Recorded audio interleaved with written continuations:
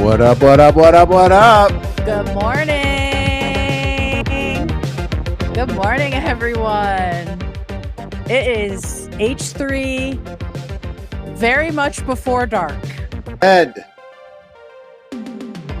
H3, first thing in H3 brunch. H3 first brunch. I love that. Hi, everybody. Yeah, Dan. Breaking it down. Oh, we got a little fade out. Oh, hello, everyone. Welcome. Huge day today, guys. Huge day. We have the one and only Dan Swerdlove with us today. Yay, Dan! Yeah. Wait, let me applaud myself. Yeah, please do. Chat, this is that guy I was telling you about. Remember I kept telling you about, I was like, this guy Dan, I'm going to bring him on. You're going to love him. Yeah. This is the guy I was telling you about. He's the shit. Thanks, dog. We want to use our time with Dan appropriately, and so we have asked him to teach me about Warhammer because I don't know anything about it. Harley, I know you do. No. You don't? I thought you did. I know. I feel like I know 5%, which is a lot. Okay. Yeah, there's a lot. Like, I don't know what. I don't know. I don't know about the Blood God. I know about the Emperor or like what's happened. You don't know about the Blood God? I don't. My experience of this no is spoilers through games. Cool, man. No games. You know, my biggest thing was Eisenhorn. That's a book, by the way, Kate. That's very beloved in the universe. It is. When I was trying to rope Dan in, I was like, Eisenhorn, let's talk Eisenhorn. And Dan was like, Eisenhorn, and then he sat down. And for those that don't know, no one saw that footage. We weren't live. This is the makeup for the 30-minute Lost episode, which I really do think we should share, but we'll get to that. David is not here, obviously. He is still celebrating getting married, and he will be back tomorrow, just in time for Harley to leave. When are we going to have our whole family back together again? It's very sad. Right? I'm going to the gathering of the Juggalos. He's going to a new family, the family of the Juggalos. Yeah. The dark now, and you know what? Souls. Now that it's been cleared as an adventure to happen, and like AB is already at the airport and stuff, I don't want to do this shit, man. Stop! That's me making plans. I make plans. I'm so excited, then they happen, and I'm like, please cancel. Like, why did I make plans? I know I don't like plans. I hate going out. I hate doing things. What the fuck is this? And then you're all like, I would watch anything right now. I would watch all those shows I said I would watch, and I don't ever end up. I'll do it. I'll watch Better Call Saul and The Bear. I'll watch it. I swear, just don't make me leave. Just please cancel. Yeah. So you're going to see the Juggalos. You're going to be gone the rest of the week. It's supposed to be raining 2 of the days. I know it's going to smell crazy there. Vanilla Ice is going to be there. Is he really? Vanilla Ice? Yeah. Vanilla. Shit. Do you guys remember that? Go Ninja, go. Go Ninja. Did you guys remember that clip from, it was like on MTV. He was on some show with like Chris Kattan. It was some like, why do I feel like it was Chris Kattan and Ben Stiller and Vanilla Ice, and he just freaked out and started breaking everything in the room? Have you guys ever seen that clip? No, that sounds so. Was that was he being funny? And Chris Kattan is just yelling, "Vanilla, Vanilla, stop!" It's so good. We probably can't. Is it like a reference to? Didn't Chris Kattan have a character that started breaking shit on SNL? Pretty much all of his characters on SNL was just him freaking out. No, but he just like lost. No his hate shit. to Chris Kattan. It was funny, but love him. Yeah. Dude, you want to hear the craziest take I have? Yeah. Oh God. It's so crazy. The craziest take? I don't know if I'm ready for this. It's really crazy. I think Chris Kattan is a better SNL cast member than Steve Martin. Oh, we've talked about this, and I agree with you. Oh, yeah. Okay. Hey, Dan, you want to hear our crazy take? That is a take. Why would you say something so controversial but so brave? Yeah, it's so brave. Yeah, no, I absolutely agree with that. But maybe that's because we're from another generation. Like, I love Steve Martin, but I don't think he's as funny as the slapstick of the 90s, which is Cheaper by the Dozen is great. Good movie. But he's like the straight man in it. To some degree. Dan, I don't know if you know, we'll have to catch you up, but around here, We're not a fan of we around here. Of we. Stupid. I wanted to talk to people about Tuesdays. We were trying true crime. We are now going to expand our focus because true crime is a little difficult with a comedy podcast, right? Like when you get really into the nitty-gritty horrible stuff. And so we are going to go back to what we did before, which is deep Israel, dives. Palestine. Oh yeah, 3 hours Israel Palestine every week. No, we're going to go back to doing more of like broader deep dives. Some of it might be crime related, some of it won't be. And, or we'll just do like a free form show like we do on the other days of After Dark, just so we're all having a good time. So that is the plan going forward for Tuesdays for now. And also Ethan is cooking up something else. Not for Tuesdays, but something else is cooking. And that's why he is not here today and won't be here on Tuesdays. So stay tuned for that. And that's all I'm going to say. Dan, you know everything she's talking about? No, I don't pay attention in the meetings. I have no idea. That's true. That's true. I missed the last No, time. I do know what she's talking about. And I think people are going to be pleased. That's all I'll say. That's right. That's right. Yeah, you did miss Monday meeting. That's true. I wasn't going to say anything, Mr. Harley, but you brought it up.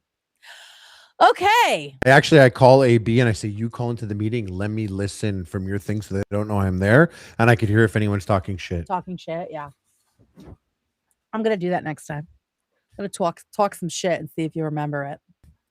All right, let's get into it. Dan, do you want to start us off with Warhammer? Blood for the geez, Blood you wanna God? do that first? Blood for the Blood God? We can warm up with something else if you want. You're driving. Whatever you want to do. Do you want, so you're comfortable? Do you want us to watch TikToks and YouTube videos just randomly until there's like 30 minutes left and then start the main subject? Just so it's like you're used Just so to I feel everything? at home. Yeah, that'd be great. And in fact, if we could actually run out of time before we even get to the main topic, that would actually be, I would feel really at home. Perfect. And then you never come back and we never do it. Yep. And it joins the eel pit. We love that. Right. The classic eel pit. Well, I did want to show Harley this because he's a bodybuilding guy.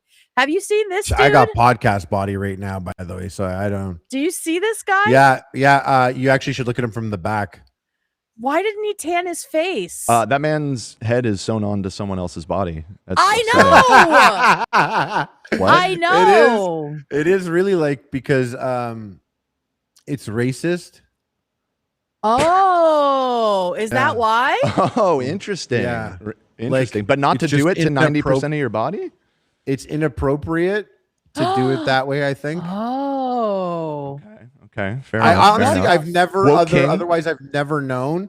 Otherwise, like also you just have to wash it off and it's all over your face, I guess. So your face is like that for a while. And that's really dark. Right.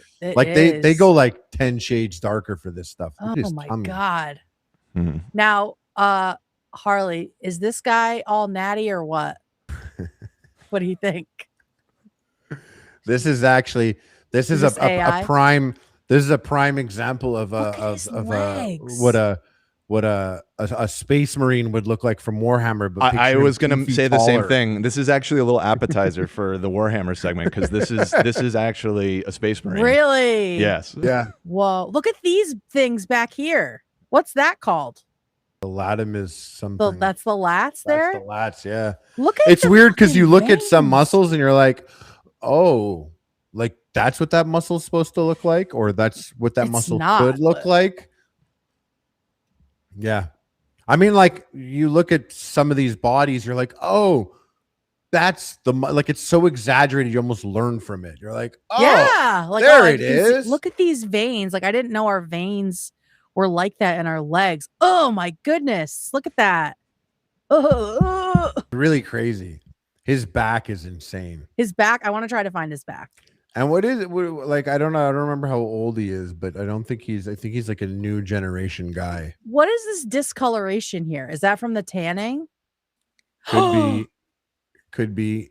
It looks like he was wearing a shirt or something. It's very, those ass cheeks are like not even cheeks. Why is he always in the basement? You don't do this shit upstairs. Look at, he has no cheeks. Yeah. We don't care about cheeks in bodybuilding. Well, that is all ass muscle. Pure muscle. This makes me ill. That's an ass with no fat. Wow. Oh, so ass is mostly fat. Yeah, that's like all. Dude, this is crazy. But yeah, the first one of him hit with him the with tan a follow. is like, I don't know. Hit a follow on that. No, I don't. I really do not need. You're admiring, and that's cool. If you admire it, then you hit a follow. Look at his little pee-pee. This is crazy. It's not. Maybe it's not little. Just everything else is so big. Right. I suffer from this. Okay. Sure, buddy. The thighs are like so huge. They are. They're huge, big, and long. It's crazy. Anything there would look ridiculous. Yeah. That's why I'd never be able to do this. You can't have me over there with my little penis in that thong thing. Your little wee hanging out. My penis's little body. Your penis's little body. I took it to the beach. It's just such a weird. I respect not doing blackface, essentially, right? Me too. I had not thought of that as I thought about reason. it, and I don't do it. I don't think anyone does it. I don't know anyone that does it. But he does seem to have a head that is separate from his body. That is very, very strange. It's almost like the whole thing is ridiculous, bizarre, freakish, bizarre. Yeah. Now I have some bad news for you, Kate. Oh God! This is all AI. Don't say it. Shut the fuck up! Shut up, dude. We can talk about that. No. I'm kidding. You started it. No, you know what is funny though? You know, I do like Nate's tactic. I was like, oh, he'd be a terrible little brother, eh? Yes. Of lying. Of lying. Oh yeah, he is a really good instigator for sure. Yeah, he's like master rage baiting. Yep. He's a master rage baiter for sure. Yeah. A masturbator. Okay. Oh, here's a story. So, Dan, I don't think that you are familiar with this, but Ellen DeGeneres is an enemy of our show. I didn't know that. I didn't know because that. of Harley has stories, which well, everyone has stories now. Everyone, the cat's out of the bag. Everyone knows she's a piece of shit. So. But do you want to tell Dan your story? Well, I hate my biggest ones, and one sounds super petty, and the other one is like, oh, maybe you could see it from her point of view. Yeah. She had all these people on her show. Yeah. And she was like, hey, everyone on the show, go, you can go before the show starts, go to the front. There's a gift table there. Take one gift. Take one gift, anything you want, just one. And it's cups, hats, t-shirts, all shit. All inferior quality garbage. Shit, wedding giveaway garbage. Yeah. And this one woman's there and she's like between a mug and a hat and she like can't decide. She goes back like 4 times switching them and then she just goes to the end. Everyone's gone. There's plenty on the table. So she just takes the mug and the shirt. And then like later the show is happening and Ellen's like, we put a thing up and we let everyone choose something. And she's like, and everyone chose one thing except for one person. And then they like show the clip of her going back 5 times and then taking the wrong thing. And Ellen's like, come up here. Why'd you do that? She was like, oh, my sister was going to come. And then she's like laughing so much because she loves Ellen and thinks it's so funny. And Ellen's like, you know, you stole. I was generous and you stole. She's like, sit on this chair here, this shameful stool. And had like this like random woman just like shamed for stealing Ellen fucking $3 bullshit mug or t-shirt. Sure. Yeah. And then she like shamed her, had her sit there and like shamed her. And then, you know, damn Daniel. Damn Daniel. Yeah. The white Vans. Oh, here we go. Here's the thing. People have been saying that to me for years. Sam, who used to work here, used to say it all the time. I still don't really know what that's a reference to. I don't know Daniel. I'm sorry. I'm ashamed to admit this. Wait, here, is this the original? I can show it. It doesn't even matter. It doesn't even matter. It feels like I could still explain it that he doesn't need to know. Yeah, you should keep the streak alive. Okay. All right. But it's just a silly video, and it's this one kid filmed another kid, and he said, "Damn, Daniel." And you Ellen know brought- what? I did see it at With some the point. I do shoes. remember. Yes. yeah, and so Ellen brought them both on the show. Daniel, Wow. Big day for her. and the guy that films it that says, "Damn, Daniel back with the white vans." She gave Daniel. They were both there on the couch together. Interviewed both of them. She gave Daniel lifetime supply of Vans. Fuck yeah. And she gave the guy who coined the term "Damn Daniel" and the whole thing and filmed him every day and uploaded it. Yeah. She gave him a surfboard that says "I was on the Ellen show." Well, you know what? That's above the line and below the line. That's Hollywood, baby. That's just the way it works. The star, Daniel's the star of the show. I'm coming up fighting Daniel. Harley's so mad. I'm Harley's fighting so Daniel mad. over that. How many years? If that was like my so many years ago. If that was my mom that took the hat and the mug, and Ellen pulled some shit like that. That's true. I wish I was there and I stole something and she tried to shame me. Yeah, see how that How is goes, that Ellen. woman not like, oh, sorry, Miss Billionaire, you can't afford fucking t-shirts for all of us? Oprah gives everyone a car. You're mad I took a fucking mug. Fuck you. Fuck the whole scene. Why is Ellen personally doing the enforcement here? Like, doesn't she have people for that? I think it was probably a bit for the show. Like, I think it was to shame someone. Yeah, it was all I set see. up to see if there was a little greedy So piggy in the audience and to shame them for it. I see. Wait, I see. I have a picture of the famous surfboard. I feel like it's worse than it just saying Ellen. I mean, Literally, like it's fucking like he's bad. like, I'm not even Daniel. Yeah, he's the guy that said it, and then He's he just doesn't the get anything but a surfboard. cinematographer. He should be lucky. He should be happy he's getting anything at all. I'm on Ellen's side here. He's like Spielberg Daniel's the star. and Morgan Freeman. That's true. Do we Daniel think he's a Freeman is Tom surfer? Cruise. Right. I think he mentions it at one point. Yeah, Okay, and who all right. shot the last? And who's the cinematographer on the last Mission Impossible movie? You have no idea. No one knows. Why should you? They I don't feel, matter. you know what? And actually, I feel like Tom Cruise had a big say in it. Probably. And Yeah, every probably. Tom Cruise is like, let me see that first. Oh, for sure. Yeah. This Scientologists is just have a crazy. big I thing. can't believe she was like, she gave him the worst surfboard ever. Why are we talking about this monster? Because Ellen DeGeneres is now being accused of cannibalism. Yo. People are saying that she is dying of a disease that comes from cannibalism. So Got that here's this prion? Kuru, it's called. Oh, Kuru, of course. But prion, I feel like that was mentioned too. All right, so here's the stupid video that I saw. Ellen DeGeneres is going blind after being diagnosed with Kuru, the disease linked to cannibalism. Remember when I made that post last year about how they said out of all the people named in the Epstein file, Ellen here was the biggest cannibal. That Ellen was the biggest cannibal in the Epstein files. And I want to say I followed this girl until she posted this. Oh, I was like, what the this was fuck the are you unfollow video. doing? Yeah. Like, cause she's a comedian, and then she posts this totally seriously. out of all those Wait. people eating people, What? So she's not joking? No, she's not, because then people in the comments are like, this isn't true. She's like, whatever, you know, she would eat people. It's like, what? Well, that might That's be true. not, Yeah. That's not the that's same also thing. kind of funny. that's not the same thing, though.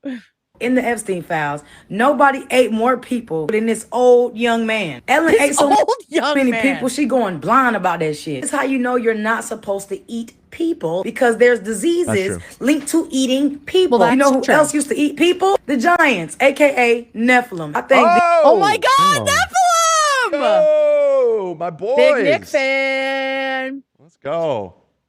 Big Nick fan. Yep. these niggas either in cahoots with them niggas, or these niggas are She's the talking about descendants Ellen of when them she niggas. says that? I know y'all gonna say, yeah, but they wiped all the Yeah. giants off the earth. Yeah, they did, but they did not get rid of their descendant. That's why the giants was unalive So He's right. she's a descendant of the Nephilim, by I the think flood. so. But after the flood, they popped this old young man. back again, and that's why David killed Goliath. Y'all don't want to believe in that, whatever. All I know is she ate so many human beings that the bitch going blind. If you don't want to believe that, whatever, but she definitely is a cannibal and is going blind. She from it. would, though. She totally Admitted would. she So would. let's just keep it up. Let's just keep it up. Well, okay. So I looked it up, and apparently people think that she has Kuru based on literally nothing. She has not said anything about having any kind of like degenerative disease, but I guess this has come up multiple times since the Epstein files. I didn't even know Ellen was in the Epstein files to any degree. I think it was another one of those like she was talked about in it, but was not like on the island. And it says Kuru was a rare incurable form of fatal neurodegenerative disorder and fatal neurodegenerative disorder that was formerly common among the foray people of Papua New Guinea. So it was first described in reports outside of Papua New Guinea in the 50s, and it was spread by cannibalism, a very specific kind that people would eat their own dead, like after a funeral. Family members were traditionally cooked and eaten, which was thought to help free the spirit of the dead. And because the women in, I know, right? I mean, they were doing it out of respect for the dead. Yeah, for a good cause. But women and children usually were the ones who ate the brains. And that is where the infectious prions were most concentrated. And therefore, it was women and children who were most commonly affected. But the last cases and deaths were in 2005 and 2009. And it's not something that even causes blindness. So, no, she's not. She's not dying of anything. I'm also, I've taken the liberty of Googling if Ellen DeGeneres is in the Epstein files, and I am not seeing any evidence. That's what I'm saying. I feel like not only was she not in she'd it. have like Diddy on her show like 15 times. Probably. True. She might be, she's in the Diddy files for sure, but not the Epstein files. Epstein just like did major damage to the stock of my last name. Oh, the Steve. Harvey Weinstein. Weinstein, Harley Mornstein. Yeah. Jeffrey Epstein.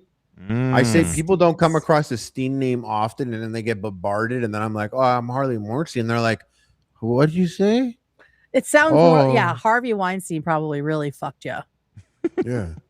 Well, not like that. Mm-hmm. Not like that. Mm-hmm. So yeah, I just thought that was interesting. This is not something I had heard of. The only connection that I was able to find to the Epstein files was that in like 2014, she was hosting the Oscars and said, "Hi, Jeffrey," like to someone in the crowd. I don't know if it was Epstein, but it was a Jeffrey. And so everyone has like latched onto that. And that she was one of the people eating the jerky that they kept talking about, which they, the loonies decided was code for human flesh. So when really it was probably just drugs. What other Jeffrey could there possibly be, though? It's a really uncommon name. Oscars. Yeah, that's true. There are in Hollywood, Jeffrey. I feel like if you're a Jeffrey, you got to go by Jeff if Epstein's there these days, for sure.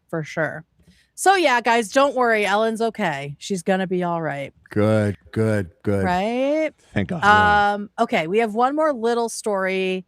It's a little TikTok drama. Do you guys know who Jules LeBron is? We'll do this before we do Warhammer. No. Okay.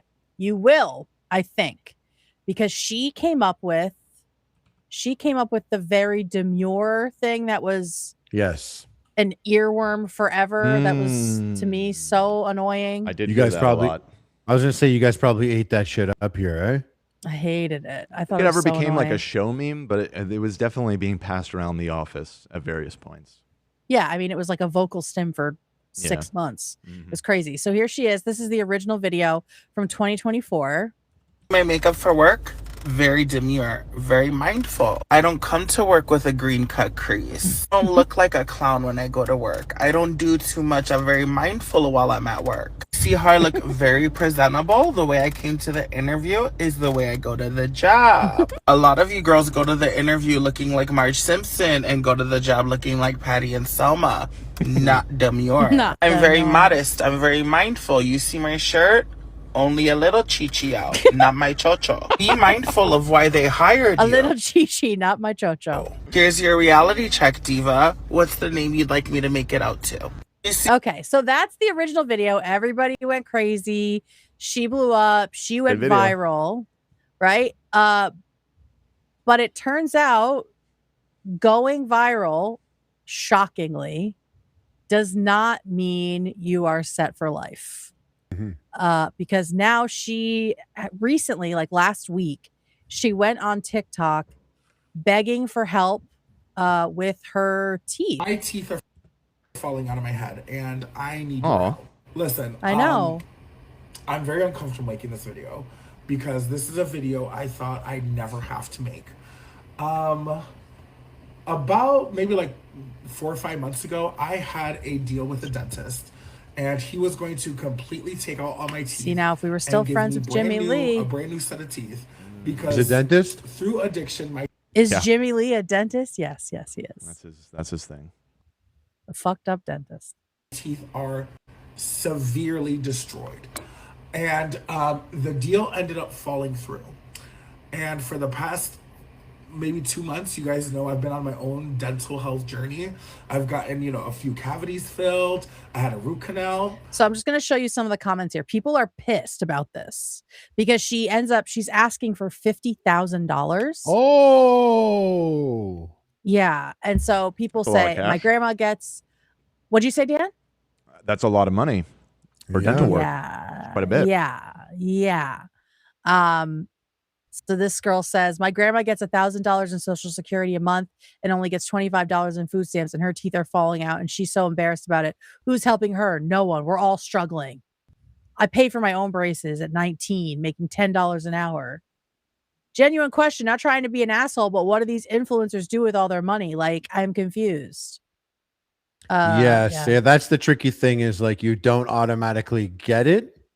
Like you don't get money just because you Right. got views. Yeah, Exactly. the demure video I don't think was really paying could out buco bucks. Yeah, how could you, right? Yeah. Right. And I think people don't realize that. Like, if you have a viral video, the most you'll probably get, unless you have like an agent or a manager that's like helping you turn that into money, Mhm. is you're going to get sent free shit.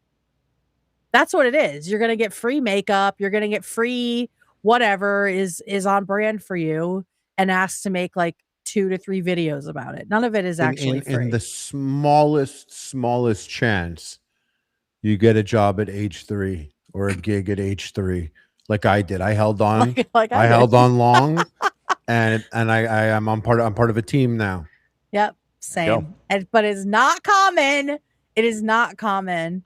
And so people are pissed at her. At one point, she talks about, I don't think that that's going to help my situation. Not in a dismissive kind of way, like All right, here Chris at this point. I would love to go get a regular job. This part. Girl, don't get me wrong, but even then, I don't think that that's going to help my situation. Not in a dismissive kind of way, like Elaborate a bit on that part. exactly. And She's that's what people, losing me a really- bit. She's losing me. that's where people got pissed, is when she's sort of I think she talking kind down of on like that. did this, like was like, I'm gonna be noticed. I can't be working at a job. Mm-hmm. So then some people like I She's feel so like famous? yeah, that's what I got, or like Yeah. would be above it or something like that. Yeah. I mean, That's I used to what have a people fear. are interpreting as. Right. I had a fear back in the day when I was first doing it, and I was talking with my partner at the time. I was like, if this shit falls apart, I'm gonna be the guy that's trying to go get a job later, and they're like, "Are you the bigger guy?" Oh, it is. I'm like, so that's something to consider. That after the fact, there is an element of it, and I was like, I can't ever imagine working a job, And then as time went on, I was like, working at GameStop would be pretty sick. Yeah, it wouldn't be too bad. It would be okay. Well, that's like that actor who was on the Denzel Cosby Washington. Show. No. The actor was on the Cosby Show, and he Bill got Cosby. found working at a Trader Joe's, and people filmed him and were almost making fun of him for it. Mm. But then, I not know. fair. Like, he needs a fucking job. Yeah. Because of that, he ended up getting other roles, which is cool. I saw him on Broadway, but it's just like there is life after going viral, and she's acting like she can't go back to that. So let's hear her. Then you know what?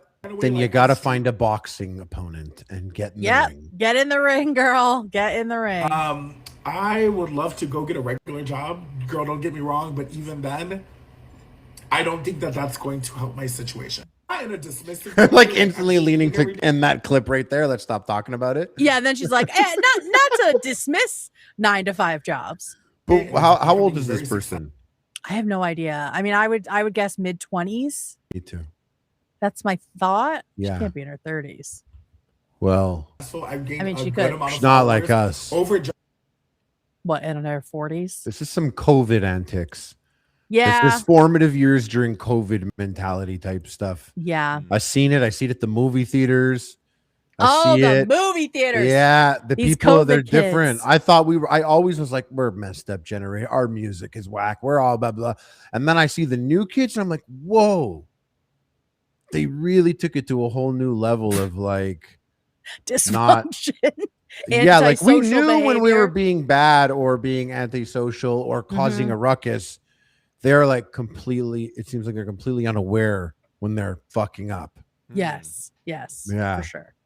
That is definitely. And I'll tell you, 3 years being told 2 more weeks playing Animal Crossing will mess your brain up. That'll fuck you up. So you're That'll kind of fuck up. referring to poor behavior in the movie theaters, like talking and having your phone out and that kind of stuff.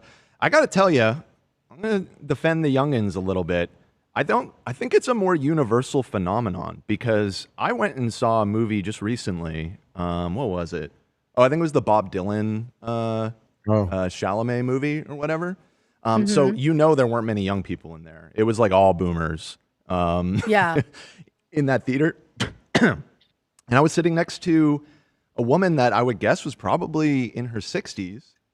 And her friend were like chatting and like singing out loud to like some of the songs in the movie and stuff. God. I was just like, how did you make it this far in life and not know that you're not supposed to do that in a movie theater? Like, what is happening? That there? is So crazy. I It's just just feel weird. like all the rules Yeah. have fallen apart post COVID.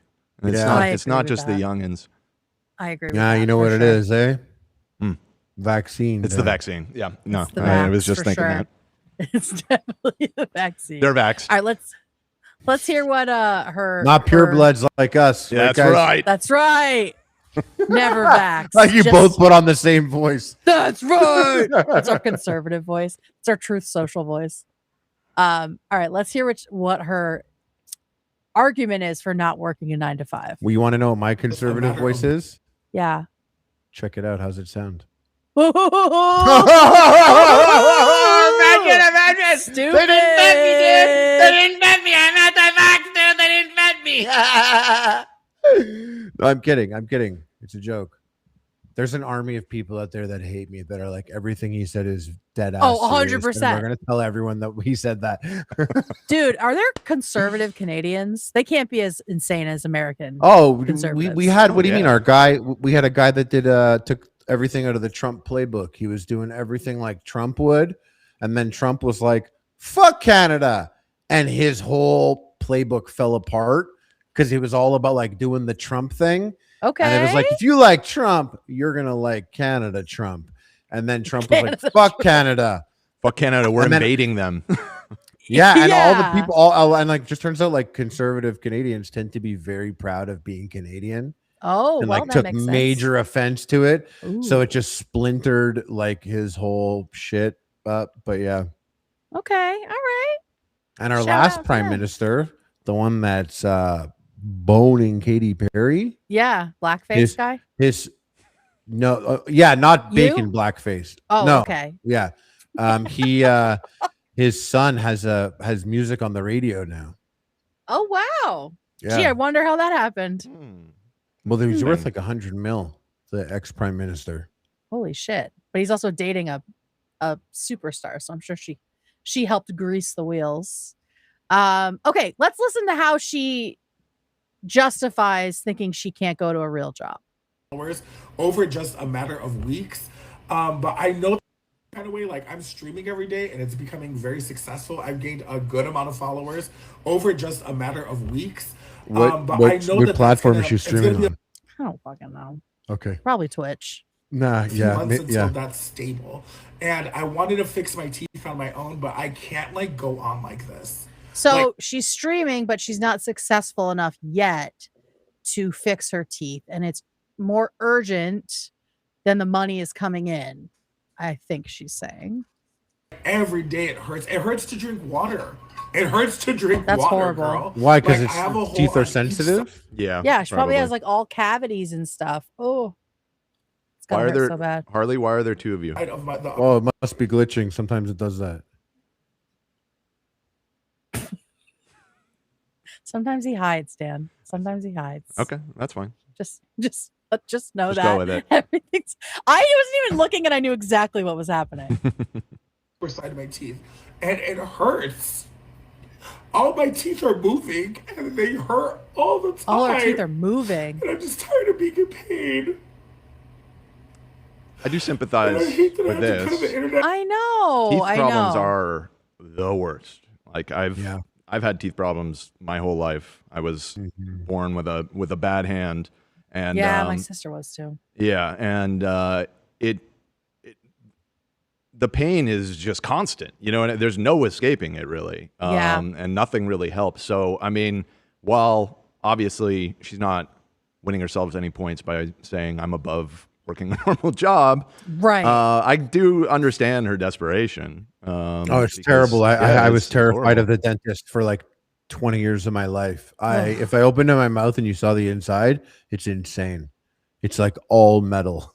Whoa, really? It's literally like Jaws from all, because I didn't want to get the white cavities, the white fillings, because they're like 5 to 10 years of how long they last. Well, the metal is like 20 years.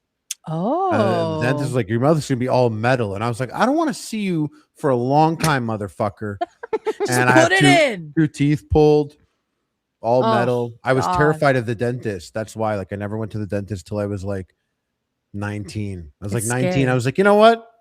I'm gonna go see that little Jew. See that little Jew fix this right up. Bring the tooth Jew to me. Oh God. Yeah, but no, bad teeth. Teeth shit. pain is really fucking crazy. Like, it's just like so sharp, like inside the nerves. It's just such the a crazy. nerve. But when The she nerve says her shit's teeth are crazy. moving, like, I'm just curious what's going on. Like, some people also, they get crazy about their teeth. Like, you can drive yourself crazy about your teeth. You could think they're moving and they're not moving. Mm-hmm. You could think a tooth is loose. You could be obsessed with it. You could start like, poking them with It's your like a tongue health and stuff. OCD thing. Yeah. I do a lot of weird shit with my teeth. And it doesn't it doesn't help. Probably because your dental trauma. I put the Invisalign and I love biting down on it really hard. And I grind my teeth when I sleep. It's all really good stuff. But this is like I'm curious. It's also like 50 grand. It's a lot. What's the operation? Right. What are we trying to do? Right. And is this like 50 grand for chunky white veneers? Is that what we're doing? Because that would be insane. Maybe it is veneers. Yeah. It's Veneers or price wise. Implants. Mhm, Implants can get mhm. pretty expensive pretty quickly. Yeah. So yeah, I'm not sure what exactly she needs. She doesn't say. She just says she needs to get her teeth fixed because it hurts. And as you might have seen, that was a re-upload because all of her videos have come down since all of this happened. But we do have some reactions. This person says that Jules has always been a grifter. Jules LeBron has always been a grifter and, dare I say, a bad person. Let me preface this by saying my point of this video is not to dogpile or to contribute to the echo chamber of the trending topic revolving her right now. It's to shed light on her. That is literally what you're doing. Why do people pretend? Yeah, that like that's we know not what you're what doing? you're doing. This is clout, girl. Yeah, this is for clout. And we know the game. Yeah, I mean it's fine, but just you're lying to my face. Come on. Right. Oh, someone here says the gag is she originally set the goal at 9K and changed it to 45 when it was at 7 or 8. So wait, it was at 9K and she made 7,000 and she so switched she's it to 45. Yeah. She must have made the 7 really quickly and was like, "Oh, let me bump this up." Bump that up, yeah. That is not allowed. That is not allowed. That is not allowed. That is not allowed. That is pretty dirty. Very much so. So now 9K is still more than what I thought. when she was doing this, I was like, oh, she needs $3,000. Yeah. I don't. Galia's got a good point. GoFundMe does do a thing where if you're getting to your goal quickly, it like auto raises it. I don't even know if she was doing it on GoFundMe, but that is a possible explanation. Yeah. Okay. Oh, so maybe. I've never seen it do that, but maybe she had She's got to do a video then explaining that. Oh, well, she doesn't. She just gets very, very defensive. So let's watch a little bit more of this, and then we have Jeffree Star reacting to her. As a character, the internet should have never gave her a platform because she has constantly used it for the worst. So if you have absolutely no clue on Jules' lore or her background, aside from the whole very demure, very mindful situation, begging on the internet is something she has never been ashamed of and something she is not new to. She has begged her followers to help her for money with paying rent, paying her car, buying fast food. Every single time that she is begging on the internet, she is very strategic about it. For one, she's known for her glam. She's known for her beauty. I will give her a prop. She's amazing at makeup. And it's kind of funny when I say this, but whenever she's getting ready to put on her begging hat, she's very strategic about it. She comes on the internet with her hair not done, no makeup on. Without fail, she is always sobbing with no tears. And it's one. Okay, so she apparently this is not the first time. But she's good at makeup. Yeah, it's like that's an incredibly good job or skill to have that lends well to being an influencer in the town that you're in. You are like a big deal. You're famous. You get your word out there. You do makeup well. It's not a normal job. You get to have your own business. Yeah. I don't understand why. Sounds lazy. Leaning lazy right now. It does. So let's lazy vaccine. Lazy. Yeah. This is definitely lazy because of the vaccine. We have Rich Lux who captured some of Jeffree Star's live about this. I'm doing it. What a gangster for that. Right? Yeah. So crazy to think that either you or me could have been him. I know. Some other timeline. It's crazy. True. He's definitely a part of our family. Yeah. He's meeting you at the Juggalo event though, right? Imagine. He's doing my makeup. Ethan's flying him in to paint our faces every day. He's ready to go. Yeah, he's already ready. That's the king of the Juggalos. That's right. Very demure girl for begging her followers for $50,000 for new teeth. All right, have the receipts right here. First of all, shout out Rich. Always pulls up a tablet to watch videos on. It's so funny. Love to know who you think you are, that your audience is gonna pull up and pay almost 50 grand for your bullshit ass smile. I know you fucking lying. It's embarrassing, to say the least, is what the fuck it is. Ooh. It's embarrassing, and I'll say it for y'all. Okay. Okay. So yeah, Jeffree was pissed about it. Jeffree. Thank you, and we realize now Ellen was talking to you. Yep. About the cannibalism? Yeah, what part of Ellen was that? When she said Jeffree at the awards. Oh, right. Deep cut, brother. Okay, so now we realize that Jules has deleted the GoFundMe. So here's just her little one question though. Yeah, go ahead. What Jeffree Star, what about what they said there? Harley, your house is on fire. Yeah, you got a little issue with your computer there, Haro. I'm baking a pie. Oh, baking a pie, of course. Put it by the windowsill. Okay, it's cooling. Ethan's gonna float on over. Yeah, exactly. One of my favorite moments of H3 history is Ethan, the type of guy who. What were you saying now, Harley? What do we say about how do we feel what they said? We never needed to hear from Jeffree Star, right? I know, but he's such a big person in the same. Yeah, we didn't care, community. But man, if everything he said was not the little person devil on my shoulder, I know. It's like exactly. I had two wolves inside of me, and one was that.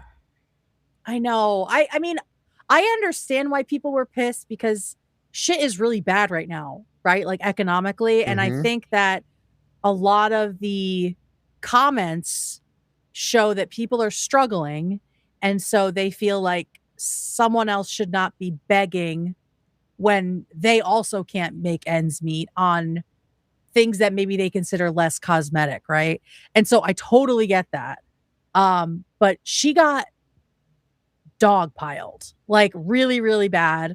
And people, and I get it. I feel like to some degree it's justified, but maybe not to the degree it was, unless she really is a manipulator and a scammer and a grifter and, you know, all these other things. Like she's, ow, my teeth are hurting. I need them shaved down to nubs and then having gigantic white chiclets placed on top.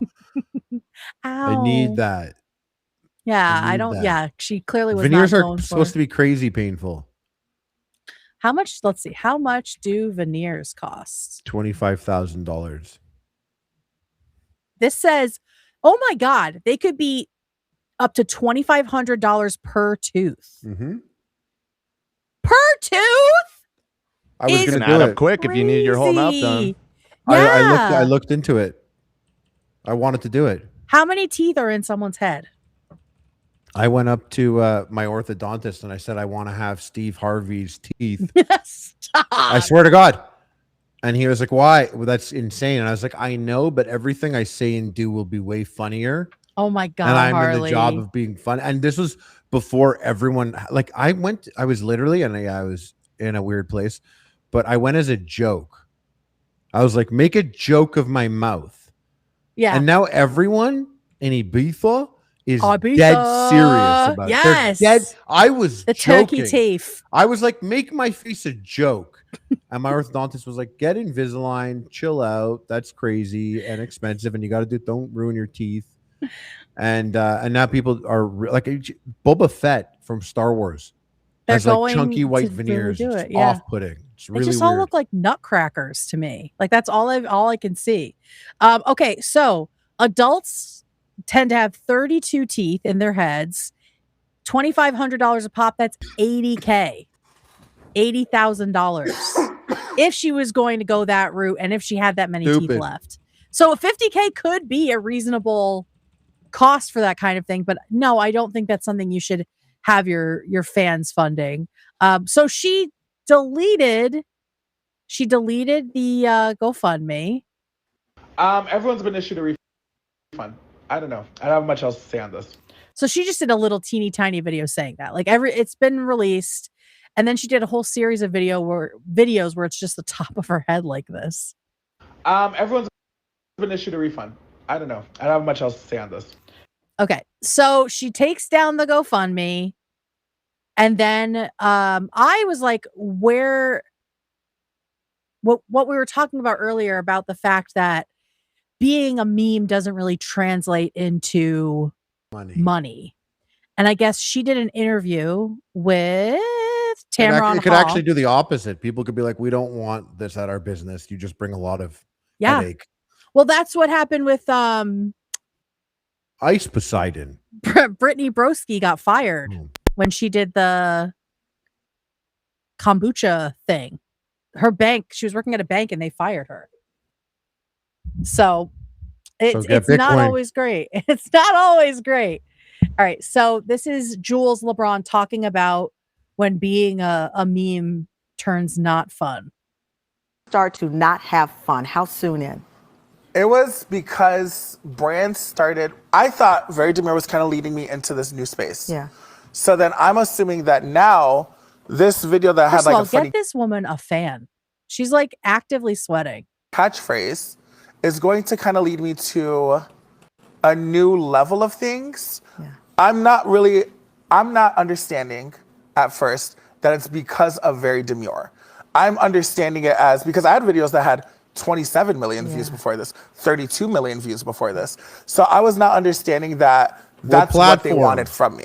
So TikTok for sure. So what? So inflated. The views on TikTok are so inflated and stupid. YouTube's up next. YouTube's doing that now. That's right. then I'm getting numbers. cameras, I'm making content, I'm trying to give them the best brand, advertisements I can give them.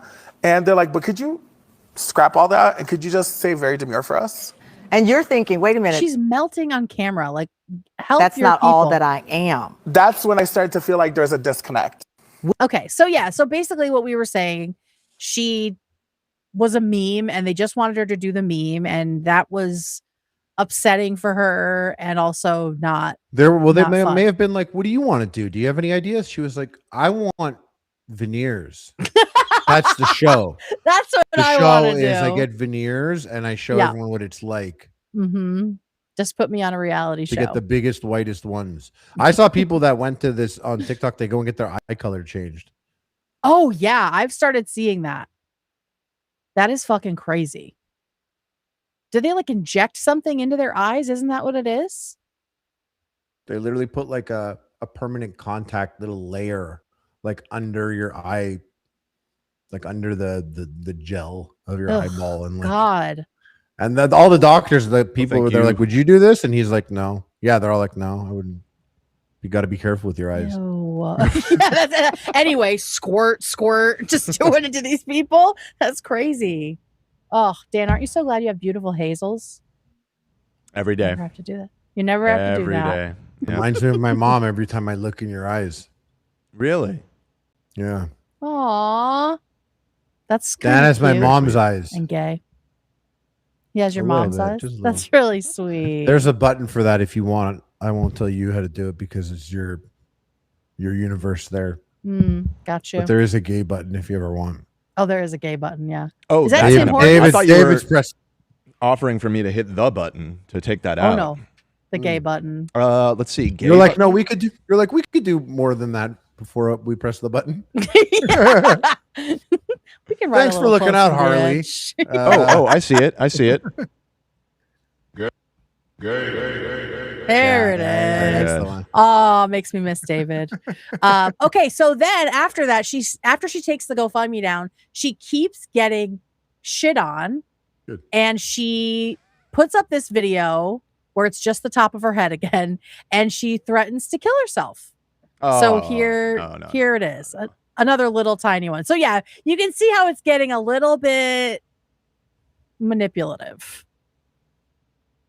As very demure, who couldn't fucking afford her life and had to come to the internet and beg for fucking money. That's what I'm gonna be known for the rest of my life. I'm so tired. I didn't do anything. I'm confusion. Okay, so yeah, so she's crying about it. She ends up. I'm gonna see if she has it in here. Though, to all of the backlash. Okay. Anyway, I thought that was the video where she threatens to. It said in the caption, maybe. I know, unalive herself. This is another bit of it. This guy thinks that she's potentially in relapse or withdrawal, and I didn't know she had a substance abuse issue.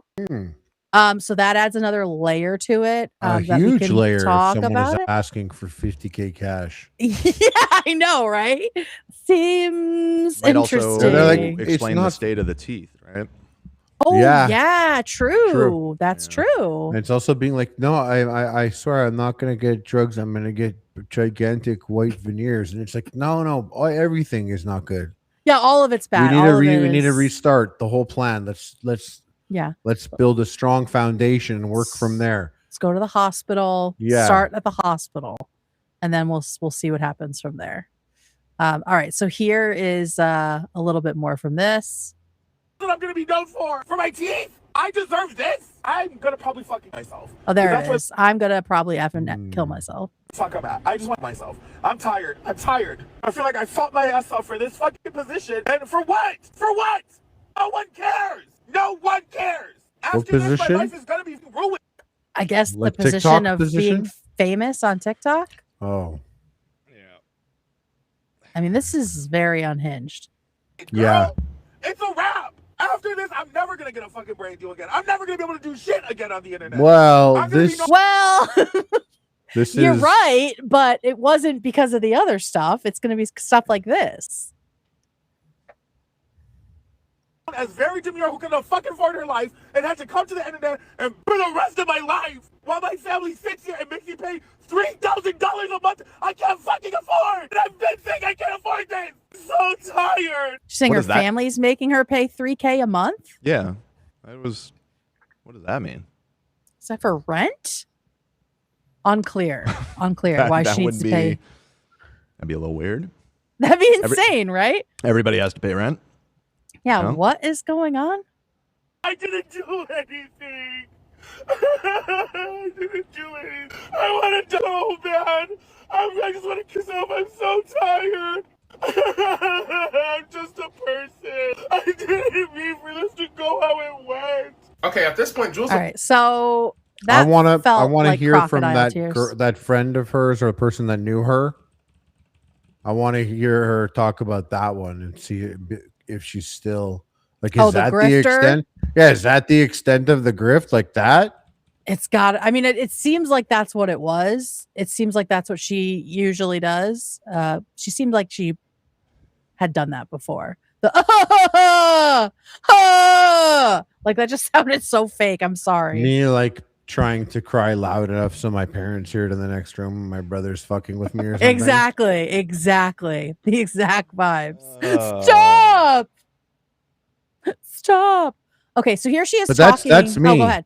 That's me though. Like very brazen. Yeah. Very unclear. Very loud. Very brave. Not demure. Not demure at all. Yeah, the opposite of very, demure. very outgoing. Very flamboyant. Very brazen. Flamboyant in the other direction. Yeah. What would? Yeah. You know what I'm saying? The opposite of it. Totally. I got you. Okay. So she did talk about like openly about relapsing on drugs earlier this year. So in March, this is from March, and she talks about how drugs and going viral ruined her life. See my life because substance abuse ruined it. Hi, I'm Jules LeBron. I went viral. I'm for Very Demure, Very Mindful, and it was the highlight of my life, and everyone loved it. It also was the worst time of my life ever. It was the worst of times, bitch. Unfortunately, mega virality and a Charlie XCX sponsorship did lead to substance abuse, believe it or not. So this room, I realized... I mean, her teeth look very different here from the original. I feel like if I'm... How long ago was this? This is in March. And it seems like her teeth have really migrated. Like, this is from August. Okay. Falling out of my head, and I need your help. Listen, I'm very uncomfortable making this video because this is a video I thought I'd never have to make. Looks like they have definitely moved. About maybe like 4 or 5 months ago, I had a deal with a dentist. They look smaller too. They do look smaller. Right? Did she get them shrunk? Sanded down already? You like doing that would just expose your teeth. Oh. The veneer, like if they did something to do it themselves. I saw someone on Reddit once just be like, oh, I shaved this tooth down because it was uneven compared to my next with a nail filer and it hurts so much now. It's not stopper. What do I do? And everyone's like, you can't do that. Yeah. Maybe this person did something to their mouth. Yeah, it seems like her teeth are smaller now, but it doesn't seem like that long of a time for that to happen. But yeah, here she is. And that's why she that. didn't. That's why she didn't show her mouth when she's taking the newer videos. Just top of her head. Yeah, maybe. I think I shaved off this eyebrow accidentally. So this room is my streaming studio, and I'm trying to get back into streaming. And that's why we're focusing on getting sober, because I need to turn my career around. I need to get back to everything. Here. I think a lot of people are like, oh, she fell off. Bitch, I was on drugs. But my house fell into despair during this time. No shit. So we're going to clean up the studio so that we can get back to streaming and so that we can maintain our career. Also, am I inspired by Tana Mojo? Yes. But bitch, is she now doing her job influencing? You influence me to fix my life and get sober? That's the best influence there is. Shit, it's raining. My windows are open. Okay, I'm gonna buy this. I know. All right, you gonna talk about the drugs or? I actually don't ever talk about my old apartment because I went into a psychosis. Okay. That's not funny. I'm sorry. I'm trying to cope. I bought this, and those, and that. It's a lot of money. Yeah. This is a lot of money, right? Well, don't judge the Mortal Kombat 2 arcade cabinet. That's a good investment. But the rest of course, sure. Of course. But it looks like she has a problem with buying things she might not need, exorbitant things. This can actually be used by my niece and my nephew. And I don't have to hide up here because I'm doing benders with bodybuilders. What? That was a true thing that was happening. This is the fridge. This is from Vita Coco. Vita Coco makes you loco. Don't look at my living room. More, I'm charging you for things. Okay, go. Okay. What are those Okay, up so there? this is all Sell clean those. now. What are those? Yeah, above right. the There's a door? lot of stuff here. It's all clean. We're making progress, divas. Looks like they're Barbies. And you know, oh my God. Collectibles. It's so much worse than I thought. Okay, so anyway, my producer convinced me that I needed a supercomputer. So I bought, Oh my God. girl, literally. I bought a data like center. an $8,000 supercomputer. Yeah. It's using all the water in the neighborhood. What the fuck was I on? We know what you want. Those drugs. You guys are a separate floor away. Keep it down. She published this on her account. I'm Yeah. like, why do I? Yeah. She's not an account it's I the would Mortal follow. So many American Girl dolls. I mean, those cost a lot of money. Oh, These they're days. American Girl dolls? Oh yeah. Yep. Oh, yeah. Yep. This feels Someone like said she we're bought tied this up and master. kidnapped. I know, and she's just showing us all her dolls. Yeah, like Look I how feel she's kidnapped treating for these your very hostage expensive video. dolls. Yeah, this definitely feels like Here. So we're gonna move these into the makeup room. That's also the doll room. Let's take all these to the makeup room.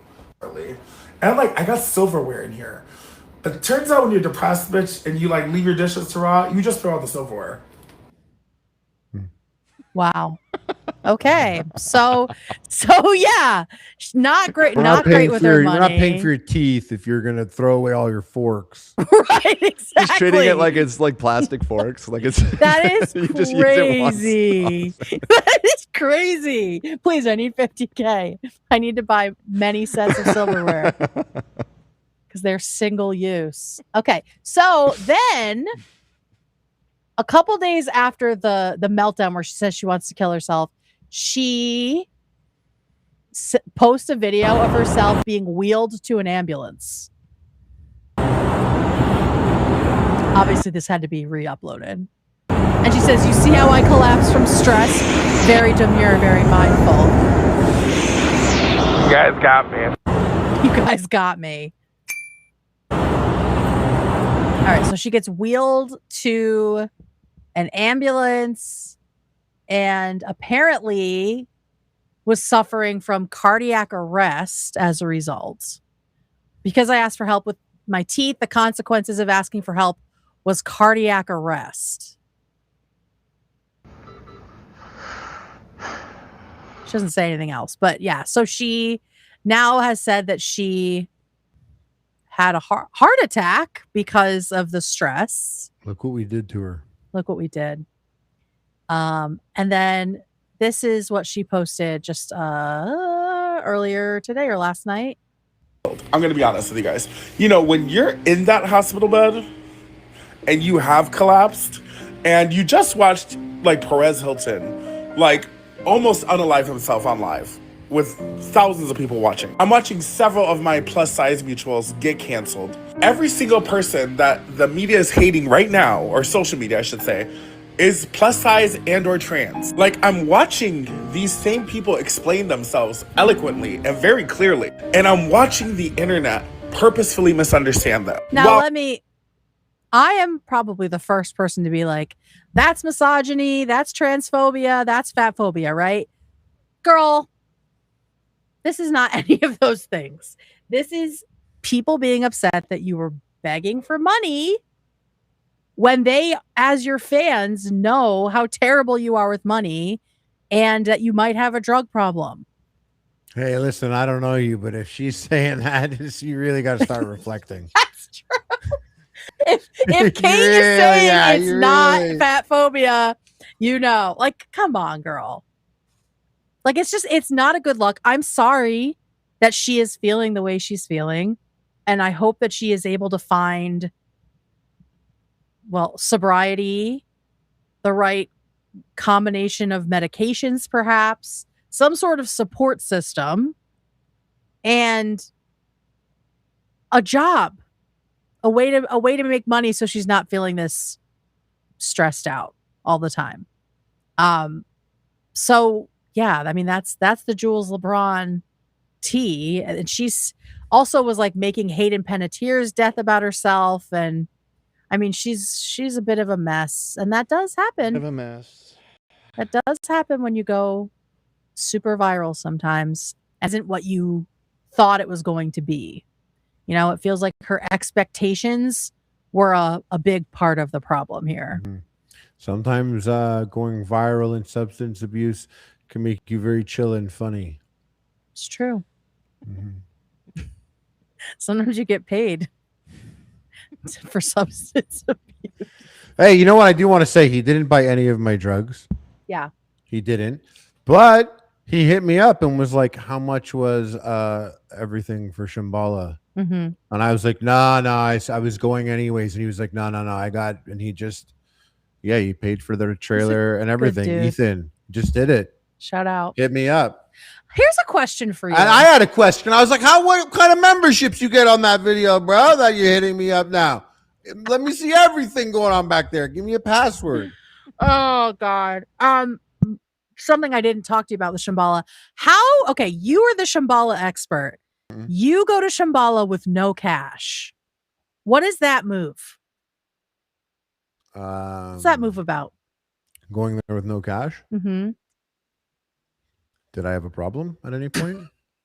But then you're like making other people buy stuff and then Venmoing them. Why not bring your own cash? What you just described actually sounds easier. For you? They love it. Who's they? It just, and everyone that I'm like, when I'm like, hey, I owe you, by the way, they love that. Do they? AB loved when I owed him $150. He loved it. Okay. All right. That was just something I noticed. I'm like, oh, I thought Harley was. I hit him with no. I was like, oh, what do I owe you? 150, right? And he was like, yeah. And I saw it in his face. He liked it. He knew money was coming. That was his. Yeah. Yeah. Maybe upcharge you a little bit. Yeah. No, we got there super late. So I was supposed to go to a bank before. Gotcha. And then once like we got to us out of civilization, and the next civilization we got to, there's no bank to pull money out. Oh, gotcha. Okay.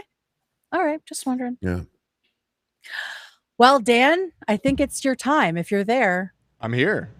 All right. It's my time. Yay, Dan. I'm so excited. Blood for the blood god. Blood for the blood god and all that. So, okay. Well, if you don't mind popping open that little PowerPoint presentation. Oh, there you go. Got you. All right. So we're starting from the top here.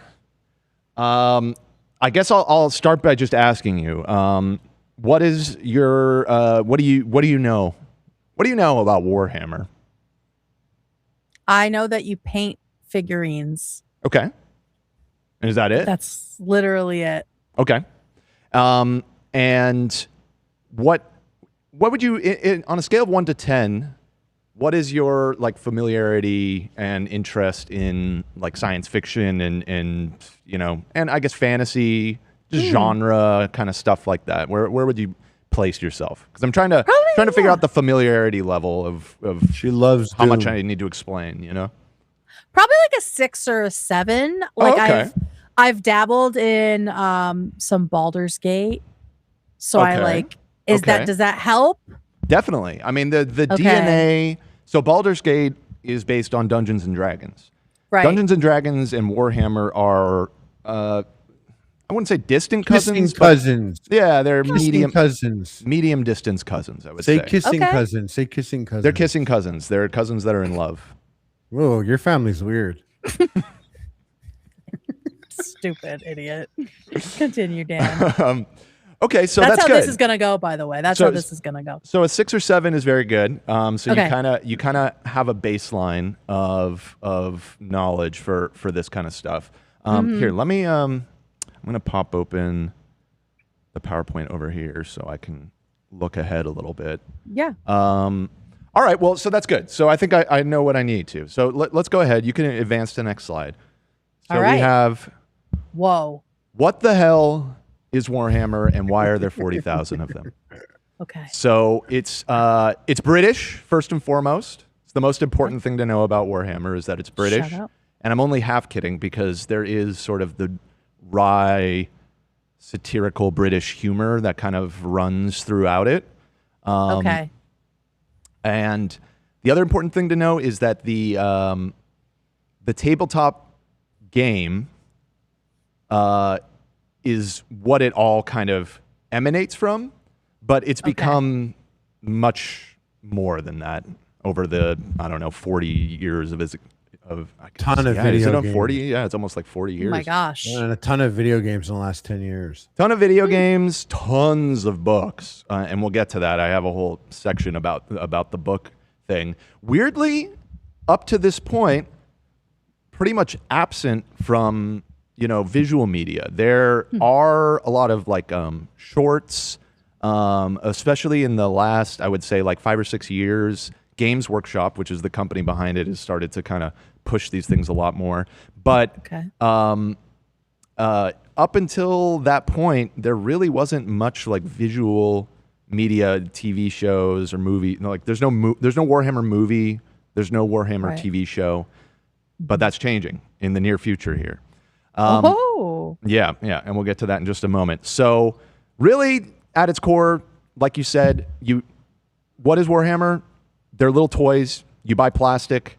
They come in these things called sprues. That's what all that on the right is. After you're into it for a little while, your closet will be full of those obnoxious things. And you cut them out and you assemble them and you paint them. And then theoretically you play them, although a lot of people that are into it don't actually play the game. That kind of underlies everything. They're either just into the hobby aspect of it, just enjoy doing the painting and the building, or they don't even do that and they're just into the books and the lore and the video games and all that kind of stuff, which for a long time was me. I didn't get into it until I got a little bit older. I've been into Warhammer since elementary school. It was the first time I played a Warhammer video game. Yeah, it was a game called Chaos Gate that came out in the 90s that I was really bad at because it's very complicated, and I was 7. And I just thought it looked cool, and I would just click around and die a lot because I really had no idea how to play. But that and the fact that my local game store that was on the way to my elementary school, I'd be riding my bike to school every morning, and in their window they had a giant display of a big battlefield with hundreds of these figures and everything, and I just thought that looked so fucking cool. And then I think I went in there one day and saw that the boxes cost $30, and that's in $1994. So that was a lot of money to 8-year-old Dan.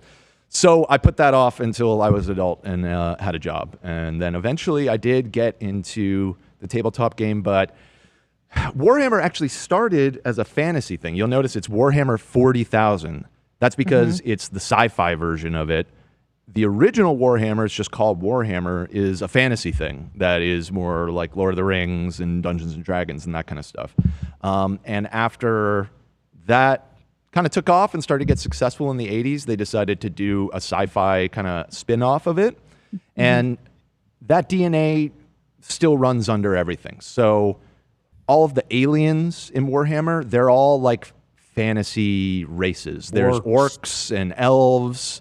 And demons and all kinds of stuff that you would see, but now it's in space, essentially.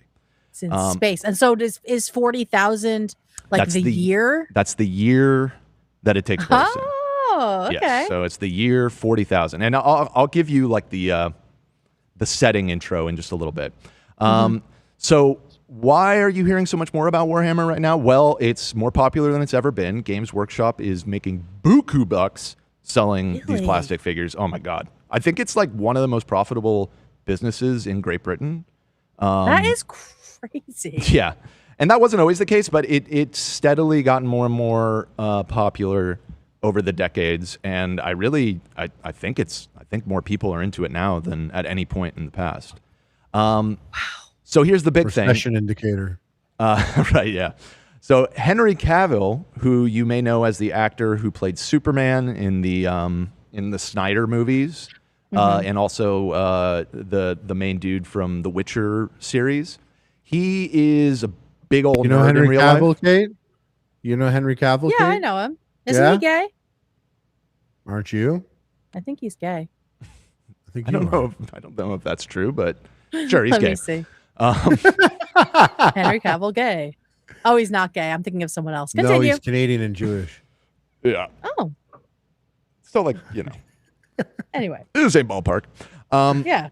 So he is a big old nerd and has been into Warhammer since he was a little kid, and this is his sort of passion in life.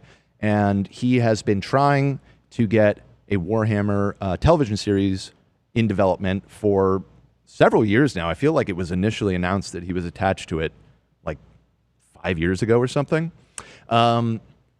Well, it was just announced it is moving forward at Amazon. So there is going to be, for the first time, a live-action Warhammer television show a couple years from now. It's probably going to take a long time. It seems like Amazon's going to dump a ton of money into it. But in a few years, it's going to be the big thing, I suspect. And there's like a 15-minute episode of a show, Kate, on Amazon called Secret Level. And they have a Warhammer episode. And it's fucking sick. Yeah? It's pretty cool. Sick. It's so Warhammer's so grim. Anyways, yeah. Oh, I'm thinking of Matt Bomer. Thank you, guys. Thank you. They look very similar. I see Mike Flanagan is writing it. He did Haunting of Hill House, which I loved. Oh. Which I didn't know. But yeah, that's one of my favorite shows. Look at that. Freaking The Life show. of Chuck. Dr. Sleep he did. Let's see what else he has on his IMDb here. Yeah, I'm not he's done the whole super series. familiar with him, but Dr. Yeah, Sleep. he's done all of like those Haunting of Hill House series, The Fall of the House of Usher, Midnight Mass. Interesting. So a lot of like kind of gothic horror stuff in his. So that's actually kind of tracks with the tone of the Warhammer stuff, at least in part. Be a good pick. It's hard to pin down because, as you'll see, Warhammer is a setting first and foremost. It's not really a story. Actually, I think our next there's one slide before that. So actually, let's go on to the next slide.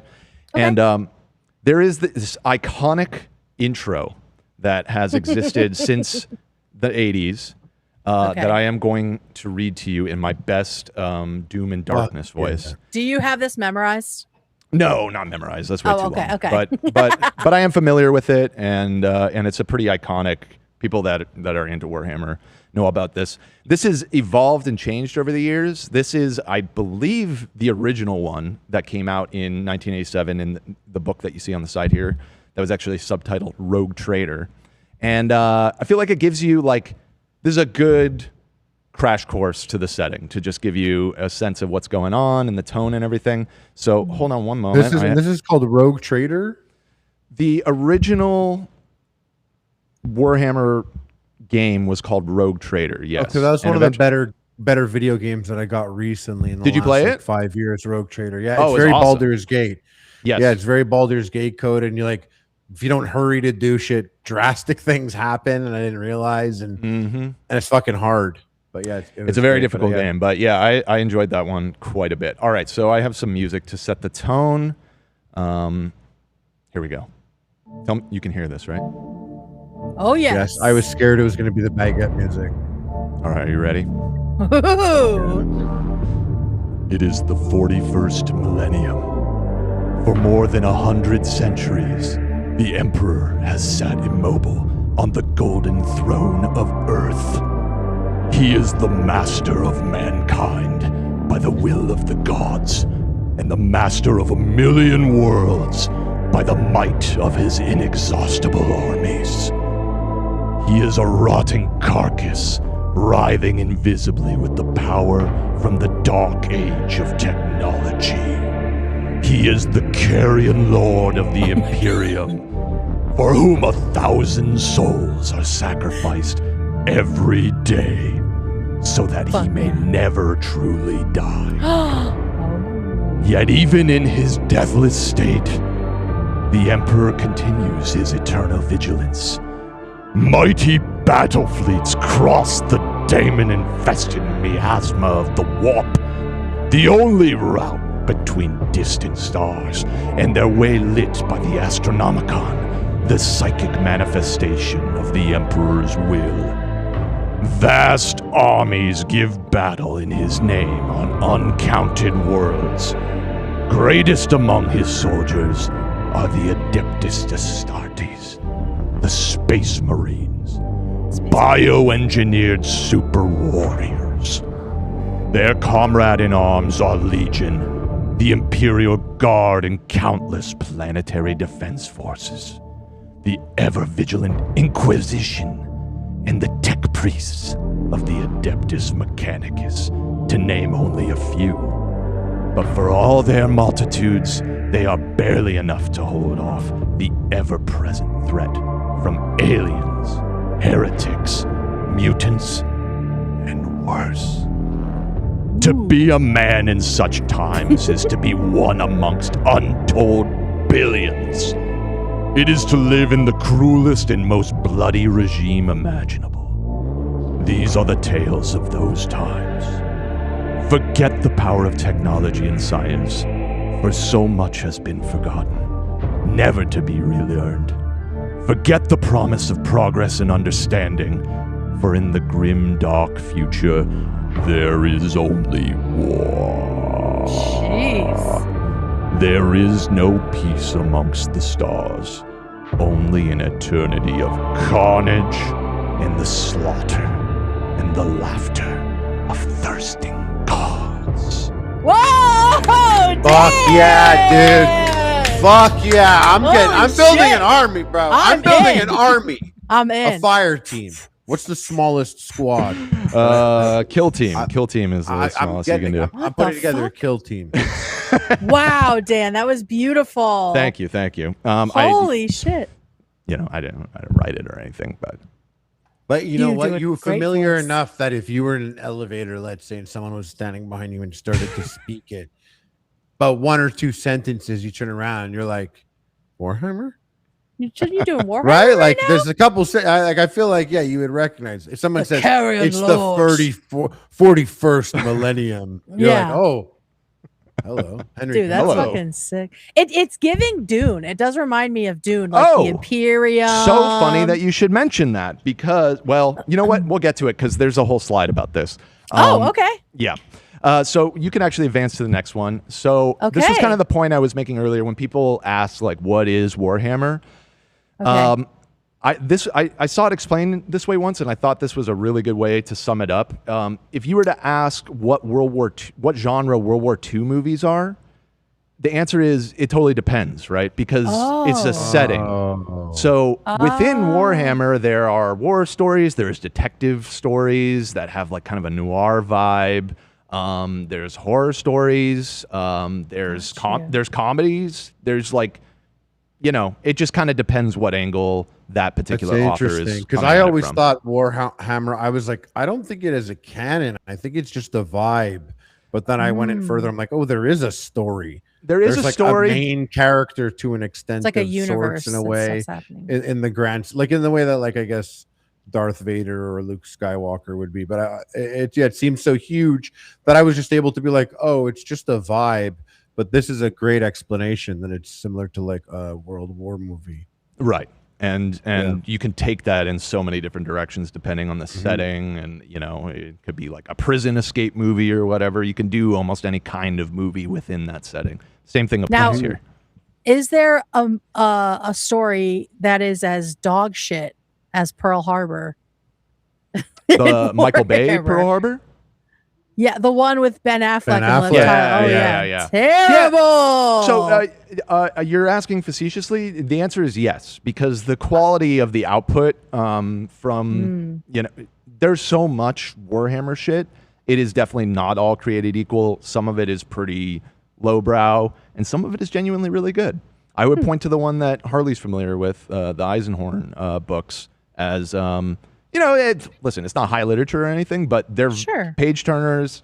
They're really well written, got cool characters. It came recommended to me from someone I very much respect. There you go. What? Okay, so is everything that is created about Warhammer or in that universe coming from the same place, or is anybody allowed to write about it? Is there like no. IP? Yeah, so Games Workshop is the company behind it, and they're pretty tight with their IP, to be honest, to the point that some people think a little too tight. But I mean, they're it's gone back and forth. Historically, sometimes they go after people. Sometimes there's a very famous example where some dude by himself, a director and CG artist, put in years of work solo making these short YouTube videos on Patreon of these animations of like it's just like a short film essentially. And they're really good and they got really fucking popular. And Games Workshop, they were within their rights to shut it down because, you know, he had a Patreon, he was making money off of it. It clearly was infringing on their copyright. Instead, they hired him to make animations for them. So, you know, I think he made the Amazon one I was talking about. I think that the secret level thing. Yeah, I think he did that one. I see. Just because I remember watching it with friends, and they were like, "Oh shit, it's this guy who made the videos online." Like he did sick ass CG videos. Right. So I assume it's the same guy, but I don't want to misspeak. Okay. But yeah. So like I was just gonna say, yeah. Luckily for him, he's sick at it. Right. Yeah. It helped that it was like, really, really shit, good. And they're like, "Yeah, you can't do that." Interesting. So like Eisenhorn, the book was written by the people at Games Workshop, What is it? or rather, Games Workshop? they hire, you know, established genre and like sci-fi authors and stuff, and they kind of integrate it. And I think because there's so many of them, I think they have like a lore council that works for them to kind of make sure, at least to an extent, they aren't all contradicting each other and kind of keep everything. Star Wars had a guy like that. Right? Yeah. And then he sold it for $4 billion or something. Crazy.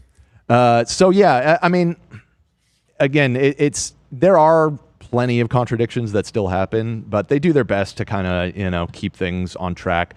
But each author is going to bring kind of their own spin, their own tone to it and everything. And so you can really, again, go off in a million different directions with the setting. Gotcha. Okay, so we can hit the next slide. So this is an important element that is maybe hard to pick up on from the outside when you're just seeing like these characters and everything.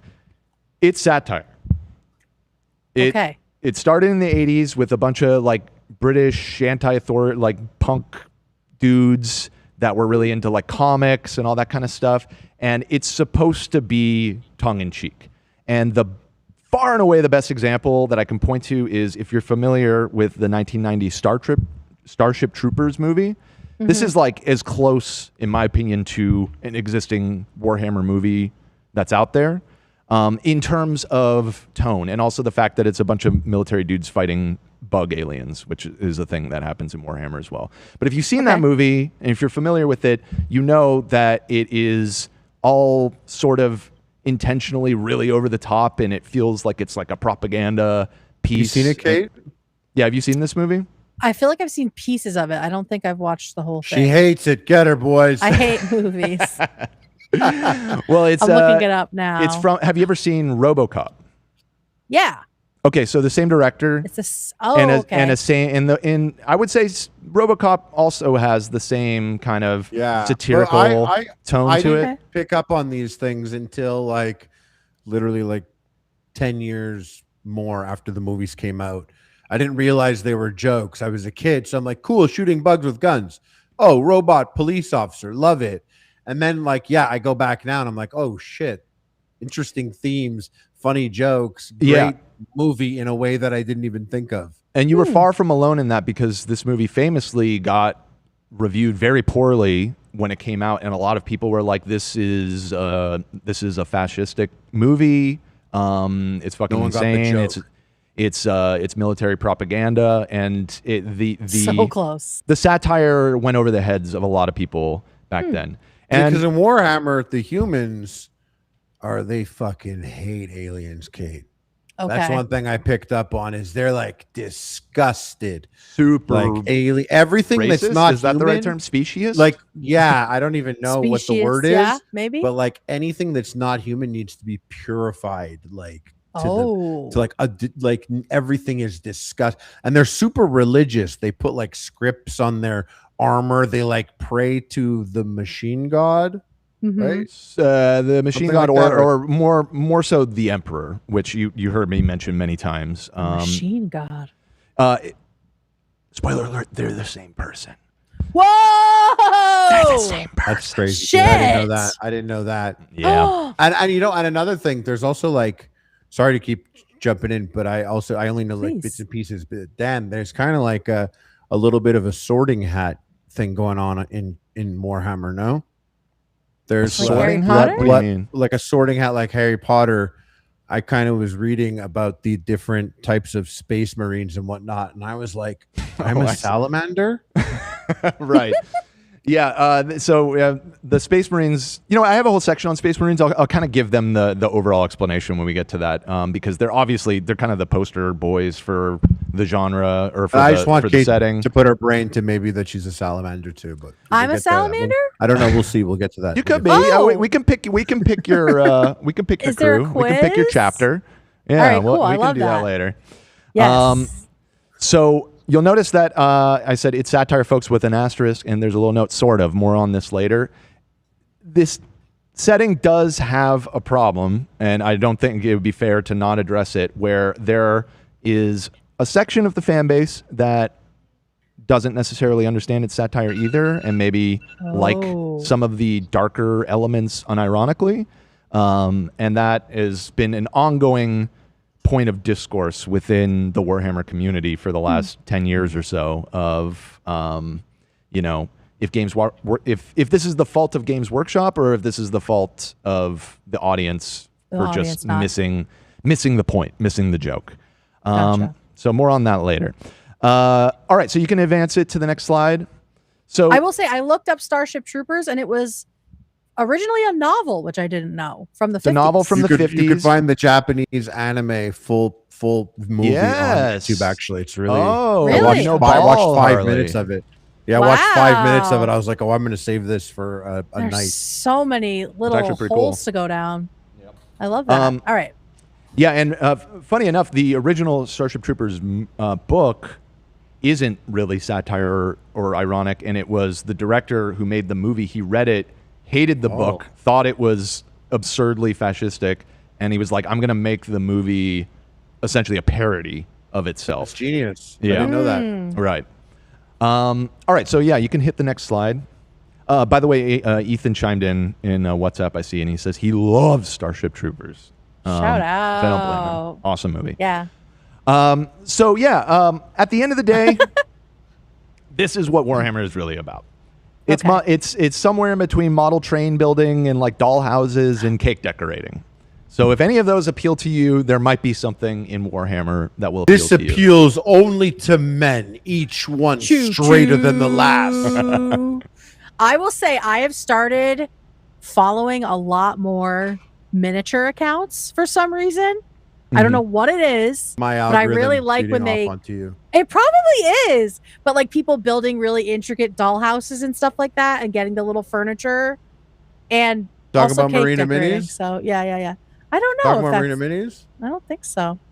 But Yeah, maybe. and I mean the model train building in particular definitely shares roots because all Warhammer and games like it that involve the game itself involves you play on the tabletop with a bunch of little figures and everything. So this all got popularized in the early to mid 20th century with war games that were like realistic. Like people would usually men, older men, would get really into making tons of little figures, and they'd like play out the Battle of Waterloo or something. You know what I mean? Okay. And do Napoleonic battles on the tabletop and everything. And that's sort of where a lot of this came from. And then people took that and were like, hey, what if we made it sci-fi?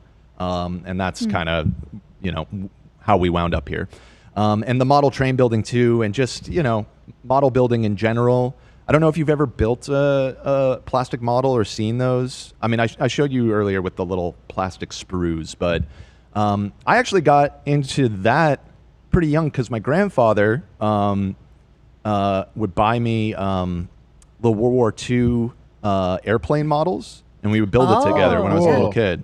Yeah, I had stupid fingers. Couldn't do Gundams. Never got into the planes or model cars. Always thought they were so cool, but my hands are so dumb. Right. Okay, so you can advance to the next one here. Harley, that's why you had to go and roll clay, right? Yeah. You had With Douglas and Newton. Douglas and Newton. You had what is Special it called? class. Motor skills, fine motor skills Yeah. issues. You too? No, I didn't. Oh. Please. Well, fuck you then. No. Well, fuck you then. All right. So, okay, it's a craft hobby. It's a craft hobby. That's what it really all boils down to. Just these are kind of the tools of the trade. Most people never play the game. Painting and building the miniatures is pretty much just as popular. And I think I've even seen surveys where it's like only like 30% of people actually play the game. And most people either collect them or don't even collect them, and they're just into the books and, the other kind of aspects of the community. They paint their miniature and they're like, I shall call him Cassian Dravis. Wait, so the things that they're painting are just made up and they can paint whatever they want? Or are they painting specific characters? They're painting specific characters. Colors, too. Colors, right? Isn't colors a thing? Colors? I just mean like blood, they always use like a blood angel red or something. Right. So yes, exactly. We kind of covered it a little bit, but there's all of these factions, right? There's like the Space Marines are sort of the poster boy ones, but then there's also like the orcs and the elves and all these factions. And they all have like kind of a range of different types of little troop guys.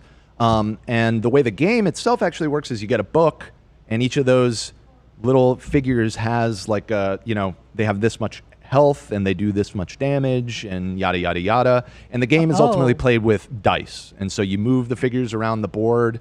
Each one of them will have, this one can move 6 inches each turn, so you use a ruler and you measure out 6 inches and you move your little guys forward, and then you roll the dice to see if they hit with their guns, and then you remove the ones that they kill, and you play that out over a series of rounds.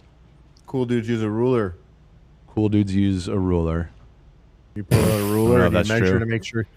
Or uncool dudes use a ruler. What's because you kind of everybody, all types of dudes, cool and uncool, use a ruler because you kind of need a ruler. That's you kind of need a ruler to play the game. So is it always a battle? Is that what the game is? Is battling each other? The actual tabletop game, yeah. Each it's generally it's one person versus one person, and you have your big army, which could be anywhere between like. Some armies only have like 10 models, and some have literally hundreds. It just kind of depends on the. I know what you're thinking. What? You're thinking the same thing I was thinking around this time when I was learning about Warhammer. Can I make them fuck? Is that what you're saying? Literally. Do the Space Marines have dicks? Dude, yeah, that is exactly what I was thinking. Yeah. Exactly what I was thinking. They may have them, but they don't use them. They are in the canon. The Space Marines are like essentially like asexual due to their like conditioning. They don't really care about anything but serving the Emperor and killing his enemies. Like they've been brainwashed into that from childhood. Because again, are there any that like break away? There are, but it's generally a bad idea because the alternative oftentimes is much worse. This is something important to understand. The setting is intentionally just like over the top dark and horrible. Yeah. So there are really not any good guys. Like the humans, like us, we're pretty awful, but a lot of the alternatives are even worse. And that's kind of the tongue-in-cheekness that runs throughout the entire thing. Is like, yeah, you can break away, but then you'll end up getting corrupted by demons and mutating and living an eternity of torment. Like that's the alternative. Maybe your life, your whole life, is you're a floating skull that wipes a Space Marine's ass. And everyone is so honored. You're honored to do that, but that's all you do. Literally, Kate, they have floating skulls that wipe ass. They do everything for them. They do. They're like little assistants. Yeah. Yeah. Oh my God. Yeah. It's again. It takes a particular sense of humor to appreciate it, but a lot of the humor is just like it's so over the top, gory and dark and horrible that it loops around to being funny, in my opinion. Got you. Yeah. So you can advance to the next slide. Okay. And yeah, I mean, this is just kind of a general thing about any kind of hobby like this, but a lot of the reason people get really into the painting and everything is it's fun to get better at it, and it's very easy to see yourself getting better. This is just like some random image that I found on Google Images that sort of gives an example, but the one on the left is just like basically blue paint and gold paint. The one in the middle, you can see, has a lot more detail. His little packs have different colors. His eyes are colored in and everything. And then the final one has shading. It has decals put onto it. You know, there's darker areas in the parts that are supposed to be shadowed and everything.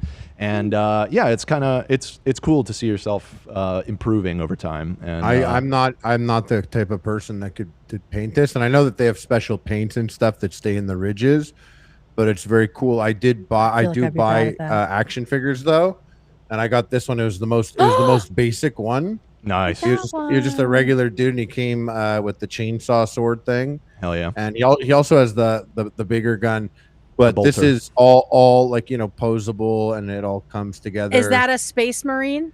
That sure is, Kate. Look at you. Oh!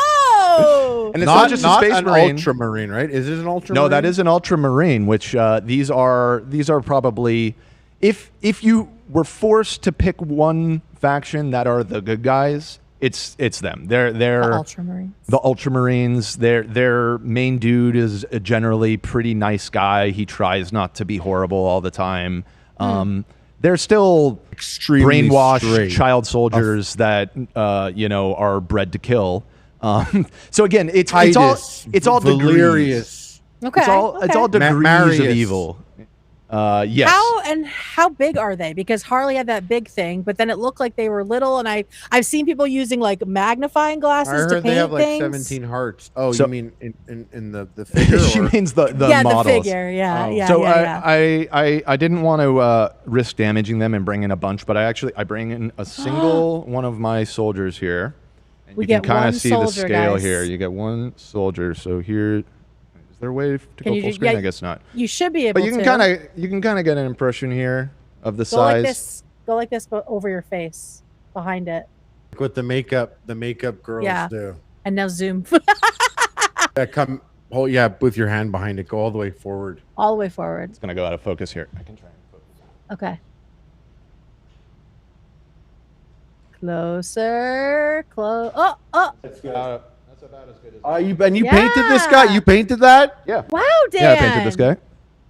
So they're very small. So it's a very like I use a magnifying glass, and you have to get like really. Dude, my hands are down too shaky. There. I can't do You're blurred anything now, like just that. so you know. Oh yeah. My hands are too shaky. I can't paint. I can't a magnifying glass. Like there's no way. Right. Yeah. Sounds very I barely tough. can do my nails. I don't have the steadiest hands either. With practice, I've gotten a lot better. Just doing it a lot, I've gotten a lot steadier and just figuring out ways to kind of brace your elbow against something so that you can get as steady as possible. And oftentimes, you know, the thing is like I've had to learn this. It's very easy to get really caught up in the details because you're looking at a magnifying glass and it's like, oh no, I went like a little off the line or whatever. Oh yeah. You saw how small these things are. When it's even like a foot away, you can't fucking see that shit. So a lot of your little mistakes and imperfections, it just kind of gets absorbed into the overall look of it. And again, you know, you'll play with a table with like, you know, 60 of these. So you're not really looking at each one individually anyways. They're kind of moving as like a big unit and everything. And is that a specific character or is that just one of the army? My army is the Adeptus Mechanicus. This is part of the Empire, but it's sort of like a sub-faction that's very different from the Space Marines. And their whole thing is they are a cult dedicated to technology, but what happened over the years in the setting is it became sacrilegious to invent new things, and they at a certain point they basically stopped understanding how any of their technology even works, and they start to kind of worship it, and so a lot of like the ritual like maintenance and stuff literally becomes like religiously ritualized. So they'll like have incense burners and they're applying the sacred ointment to this machine or whatever, and it's basically they're doing an oil change, but it's all like couched in this religious language that it's like I love that ceremony.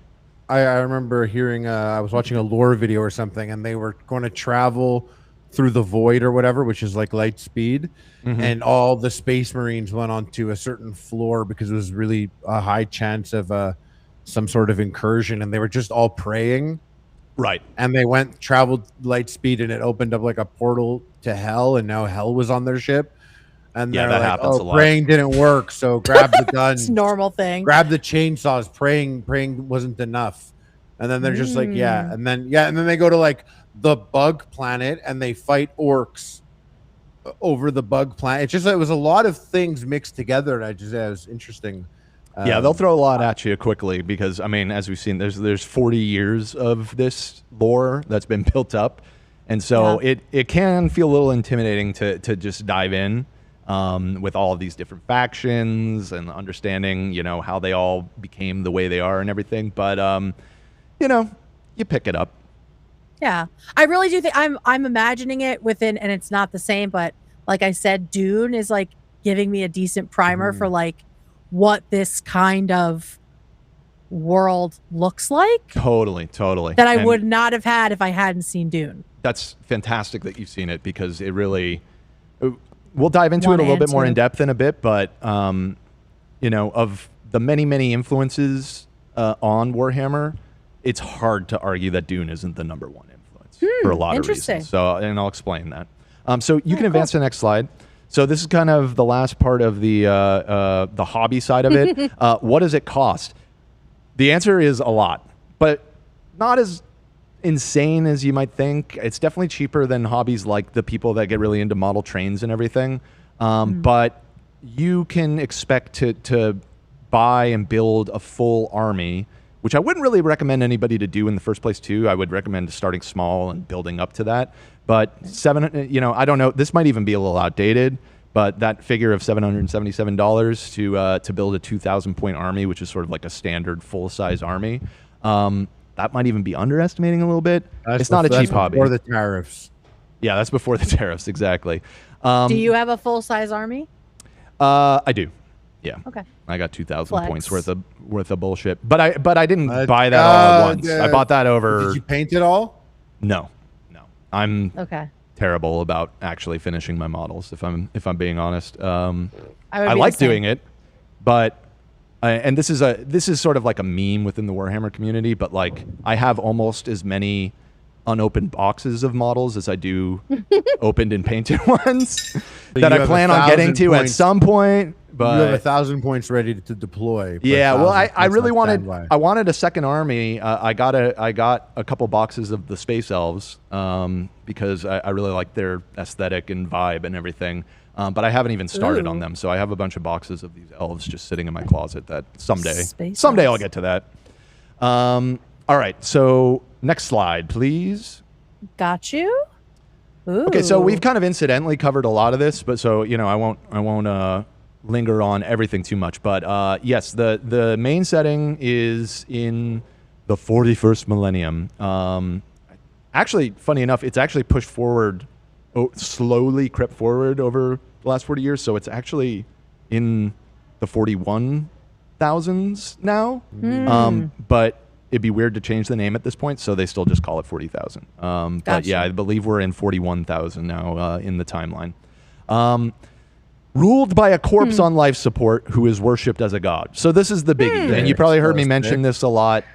This is sort of key to understanding a lot that goes on in the setting and everything. It's way in the far off future. This dude comes along. He's only known as the Emperor. Nobody knows his real name. He's immortal. He's incredibly powerful psychic. And he goes about uniting humanity is at this point in the timeline spread across millions and millions of worlds all over the Milky Way galaxy. We've like colonized all over the place, but for various reasons, it's all disparate. It's all disconnected. There are little pockets that haven't been in contact with anybody else for a long, long time, and he starts a crusade to unite all of humanity under his banner. So he's kind of a tyrant, kind of a warlord. He's doing it, though, in the name of, at least overtly, science and rationality. He wants to bring enlightenment to humanity and squash out superstition. And he's doing all of this because the reality, in this setting at least, is that hell is real, demons are real, all that superstitious stuff is real, and belief in it is actually what feeds it. And so belief and emotions and things like that are the psychic energy of negativity in people's minds and superstition and everything literally feeds these demons that exist in this sort of alternate plane. And so he's got sort of this plan that I'm going to unite all of humanity, and I'm going to outlaw all religion. I'm going to outlaw all worship, and we're going to enter this age of enlightenment to essentially starve out the demons in hell by. It doesn't work out. I won't go into it, but seems like nothing does in this world. Yeah, exactly. Nothing ever works out. So he is successful in establishing this giant empire, but then in a storyline that is called the Horus Heresy, his most beloved son betrays him in it's very Shakespearean. His beloved son betrays him and falls to the corruption of the demons and ignites a massive civil war that, while the good guys, the emperor, wins, in the final climactic battle of that war, he is mortally wounded, and he is interred in this hyper-advanced piece of technology called the Golden Throne on Earth that essentially it's like a life support system, and it keeps him alive, but at the expense of 1,000 people need to be sacrificed to him every day. That's what the intro said, yeah. And specifically psychics. Psychics need to be, because they need to feed his like psychic energy, essentially. So literally every day of the year for the last 10,000 years, ships that have gone around and kidnapped people that have psychic powers are brought to Earth, and these people are thrown into a pit, essentially, and sacrificed to the emperor. Yeah, it's metal as fuck. And that is what sustains his life force. And the reason that they have to do that is because though he is essentially just this corpse sitting on this throne, he's like still technically, he's like kind of somewhere between life and death. And he is psychically projecting this thing called the Astronomicon, which is essentially like you can think of it as like a beacon in a lighthouse or something that everybody uses to navigate the warp, which is how people get around space. It's like spice. It's it's not exactly like spice in the sense that it's not like a commodity, but it is like this essential thing that everything in the setting kind of hinges on. If he were to die, everything would go to shit even more than it already is, essentially. So they have to just keep feeding this dude bodies all the time. Literally 1,000 people every day getting sacrificed to this guy. Now, is anyone trying to overthrow him? Oh, yeah. Okay. Yeah, they are. All kinds of people. From aliens to the demons to just some that are just, I guess you would just call them rebels. Okay. Yeah, they are besieged from every direction by everybody all the time. And so it's just a nonstop fight for survival for humanity, essentially. What you remember, I mentioned that the emperor, his whole goal was, I want to stamp out all religion. I want to create like this secular empire of rationality. So the irony that is kind of baked into this is because he's like half dead on this corpse, over the course of 10,000 years, which is how long it's been since that happened to him, everything has devolved, and basically everything, all of his worst nightmares have become true, because now humanity worships him as God. He is the God Emperor. Okay.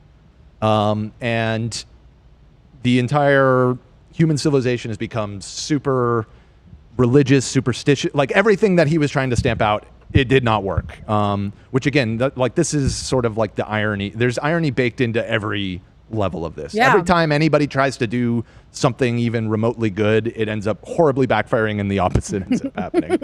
Well, I definitely see satire in our own politics of having an emperor, a corpse on life support running everything. And it's very Mitch McConnell coded. And you may have seen, but there are a lot of people in the MAGA world that refer to Trump as the God Emperor, and you may not have been familiar with it, but I feel like this has died out because everybody's kind of getting sick of Trump, even his supporters.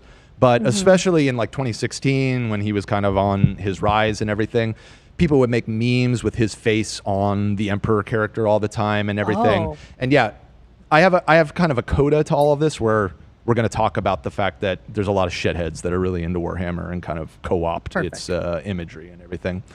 All right, so you can go on to the next slide. One other question about this. This illustration is beautiful. And I was wondering, are there like graphic novels or comic books about this? Or is it all just... No, there are. And there's actually a lot of really awesome art surrounding it. Over the years, Games Workshop has commissioned and brought in a lot of really talented artists over the years. A lot of it actually doesn't come from comics or anything. It comes from the rule books for the game. When you buy the rule books, are actually always really well done with like beautiful images and everything, and just lots of stuff to just kind of add spice. You know what I mean? Add some vibes to everything. I love it. All right, so you can advance to the next one. So this I just put into. So this is the Milky Way galaxy. Holy shit! And all of those are planets, and this is like not even a 100th of how many worlds there actually are. The scale in this setting is stupid. It's absolutely massive. And they're all named, and everyone knows what they are. I mean, I'm not going to say that I know what every single one is, but yes, there are a lot of named planets. Because again, we're talking about 40 years of books all all adding onto the pile. All right, so you can go to the next. Okay. Right, so let's talk about the roots. So you can go to the next one. Okay. It's Dune, baby. Far and away, the #1 influence on Warhammer is Dune. It's a feudal space empire. There is a barely human god emperor that controls everything and is worshipped by the entire galaxy. There are noble houses. It's technologically regressive. Artificial intelligence is outlawed. That is also the case in Warhammer. And there are mutants with psychic powers running around all over the place. All of those are elements in Dune. All of those are in Warhammer. There's no doubt that Dune is the biggest influence. But it's not the only influence. Oh, my mic's falling. It's not the only influence. You can go to the next slide. So this is something that Dune doesn't really have, but the aesthetics are really lean into medieval Catholic Church iconography. There's incense burning all over the place. There's cathedrals all over the place. It's all at the service of worshiping the emperor, essentially. And technology at this point as well, or is it really the emperor is the god here? The emperor is the god. There's some nuance there. The faction that I play, the Mechanicus, is sort of they're based on Mars, and they're sort of everybody has to worship the emperor. You get killed if you don't. The only exception is they carve out this weird sort of exception for the cult of the Mechanicus, because though they worship the emperor as well, they refer to him as the Omnissiah, and they see him as like the god of technology. And it's sort of like I guess you could say it's sort of like Eastern Orthodox versus Catholic. It's like they're worshiping the same god, but they have a very different like way of doing it. So, and I mean, again, they wouldn't even think about it as worshiping technology. I guess they do think of it as worshiping technology, but again, like they're actually afraid of any. They don't want to make anything new. That's considered like sacrilegious to invent something new. All right, you can go to the next slide. Okay. Even this here, like growing up Catholic, ritual that has outlived the reason for the ritual. I mean, it's all satire. I can definitely see it. Yep, big time. That makes sense. And then this is the other huge influence that goes a little bit more under the radar. Not completely. It's not like super obscure, but there is a gentleman by the name of Michael Moorcock, who was an author. Yeah, Moorcock. Wait.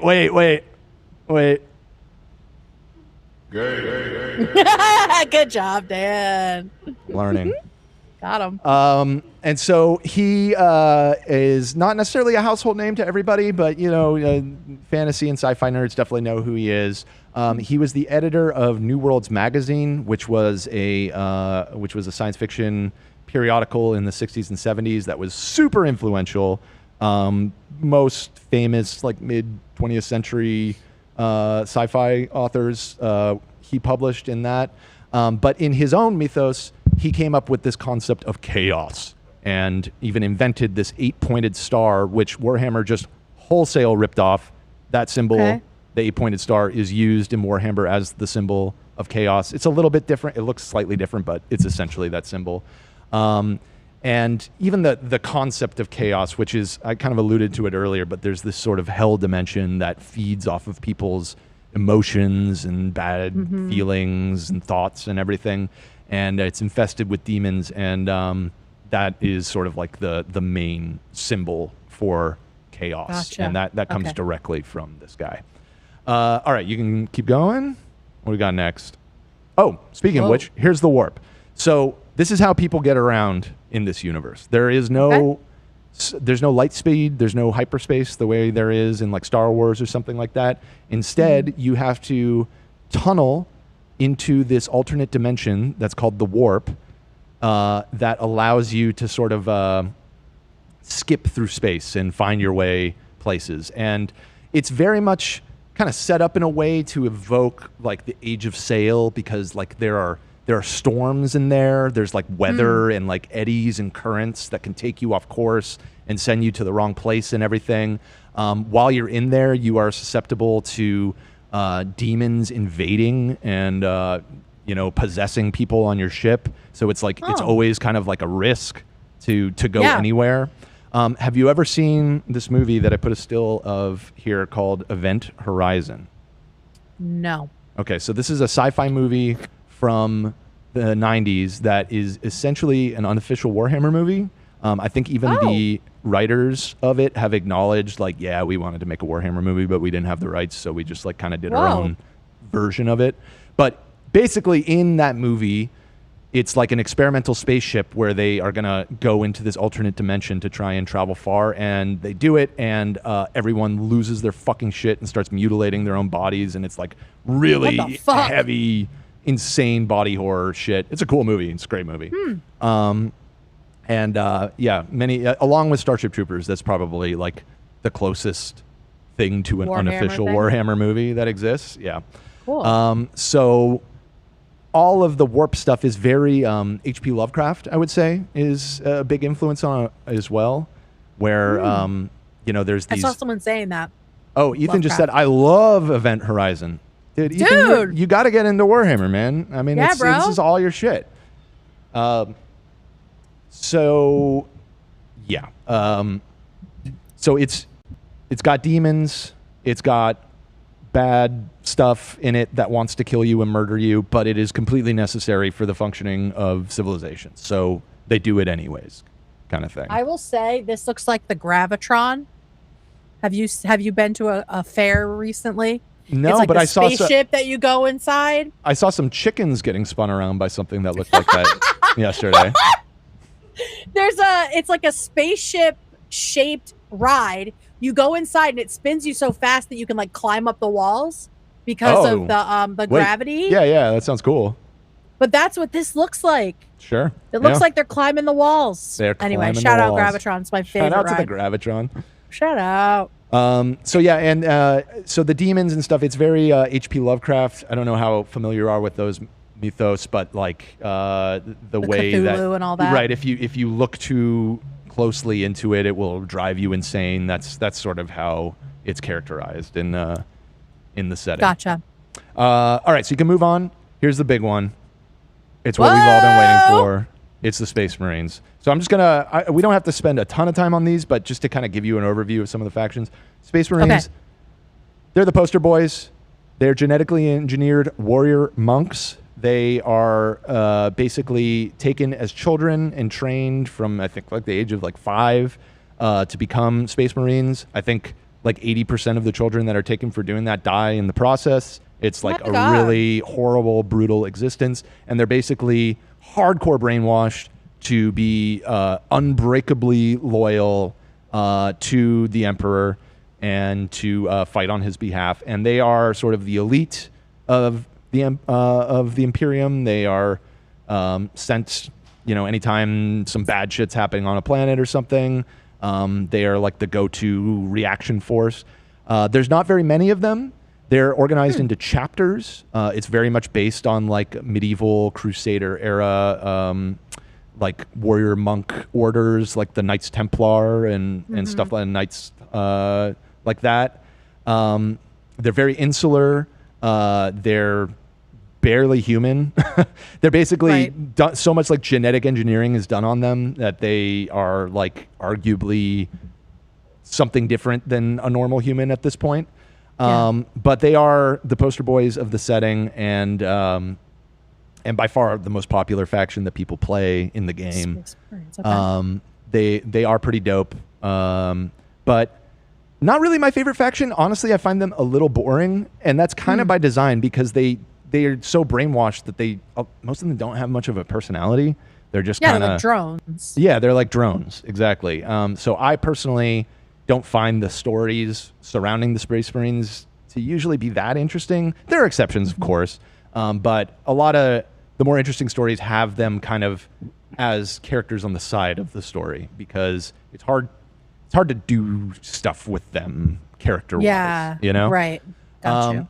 But they're cool looking. They got the big power armor. They basically live in these like suits. They're already like 8 feet tall and stronger than anyone who's ever lived. And then they, on top of that, wear these armored suits that have a nuclear reactor in the backpack.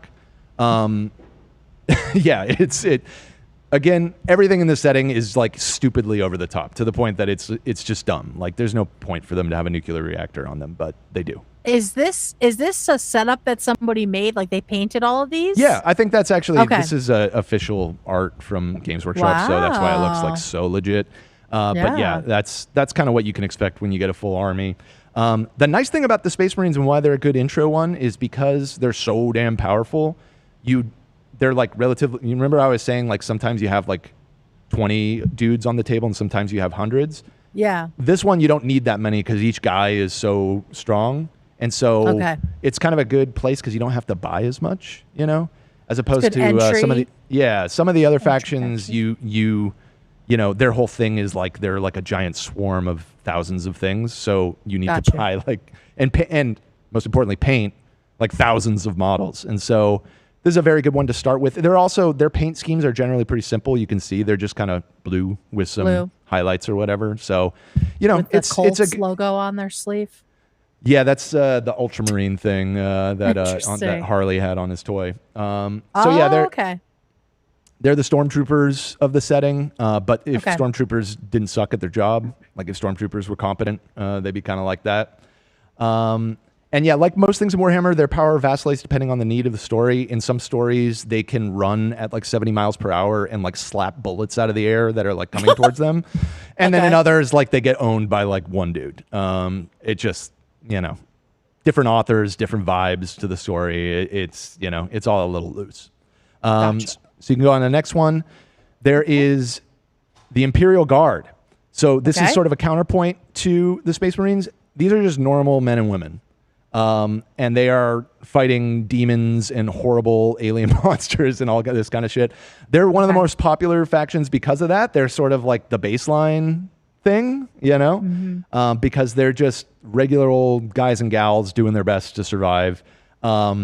They famously, their whole thing is sort of like this trope that like their lives mean nothing and their commanders will just throw them away without a second thought. They're just meat grinder essentially. But people get, you know, they're one of the more popular factions because of that, because they're sort of like, you know, we're humans. They're humans. It's easy to kind of identify with them. And they're somewhat of like the underdogs in a way, because like everything else is more powerful than them. But they get the job done. They also worship the same. They worship the Emperor. Okay. Yeah. Everybody's worshiping. Everybody worships the Emperor or you get shot. Okay, cool. That's it. Great. It's like there's no ifs, ands, and there's the Inquisition. I mentioned that at one point. They will come hunt you down if you are a heretic or whatever. They are very much also worshiping the Emperor. Great. So that's the Imperial Guard. Next, we got the Orcs. Now the Orcs are super fun. Yeah, I found that picture. That guy's fucking insane. That's fucking crazy. So many. Holy That's shit. so many Orcs. So you know Orcs. They're in most fantasy things. They're in Baldur's Gate. They're a very classic fantasy trope. Well, they exist in this setting too, and they are sort of this. They kind of put a unique twist on them. Their biology, they're basically a fungus that gets spread around, and like a fungus, there's like spores that go into the ground, and then they grow and turn into these orcs. And basically, what they are is this ancient alien race made them as like a bioweapon that you could like drop on a planet, a bunch of like these fungal spores, and they would grow up into this army that has no desires or wants or needs than to fight. And they just crush them. And they talk like British football hooligans. That's been like long established in the canon. Yeah, they have like Cockney accents, and they're a very funny faction. People, I love that. One of my best friends who also plays this game, he has an orc army, and he loves them for that reason. All of their shit is like, held together by like duct tape and a prayer, sometimes literally. I love it. Yeah, and they're a fun one. I like if you want a kind of an example of the more goofy side, and have you seen the movie Mad Max Fury Road? No.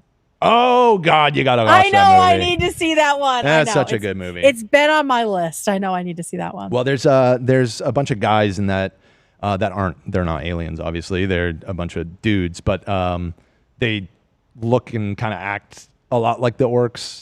They call them the war boys, which the orcs are actually, they refer to themselves and each other as boys. They're all different levels of boys. I actually wonder if the creators of the Mad Max movie maybe picked up a thing or two from this, because it really is pretty similar in the same way that they have like these barely held together, trucks and stuff with flamethrowers attached to the back and everything. Maybe. That's basically the orcs. So shout out to the orcs. They're very Shout fun. out. I like that. You can go to the next one. The Tyranids, this is another really big and important one. They are a hive mind of insects, essentially, that are absolutely insatiably hungry. All they care about is eating everything, anything biological, organic in any way. They want to eat it. They're like a swarm of locusts that are just sweeping across the galaxy. And they have this, they're all controlled by a single intelligence that is just like a hive mind that has billions and trillions of drones that it all controls. They're pretty dope. And they're very much the movie Alien. Which I have seen. You've seen Alien. So I've seen Alien. And the second one. Basically, if you took the xenomorphs from Aliens and made a trillion of them, that's the Tyranids. So they're another pretty prominent sort of faction. They're another one, sort of like the orcs, that people don't really recommend getting into first unless you really love their theme, because you will be painting 500 little drone worker guys for the next several years. Yeah. Okay. But they look really cool. And when you're done, it's dope. But you're biting off a lot if you they're very choose cool. that as your first thing. And then finally, we have the big bads. I mentioned it before. This is Chaos. And they are sort of the inverse of the Space Marines. In fact, they were Space Marines at one point. Remember I mentioned that there was this tragic backstory, this Shakespearean saga about the sun. where the sun betrayed him and everything. So basically, the Emperor created all of the Space Marines to be his sort of his premier warriors. Half of them fall to the corruption of the demons and become evil, and they're still at it 10,000 years later. They're the big bads. They're the arch enemy of the Empire. The Emperor. Okay. Yeah, and their main goal is to overthrow and destroy the Empire, and vice versa. These are like the main stock villains of the setting, essentially.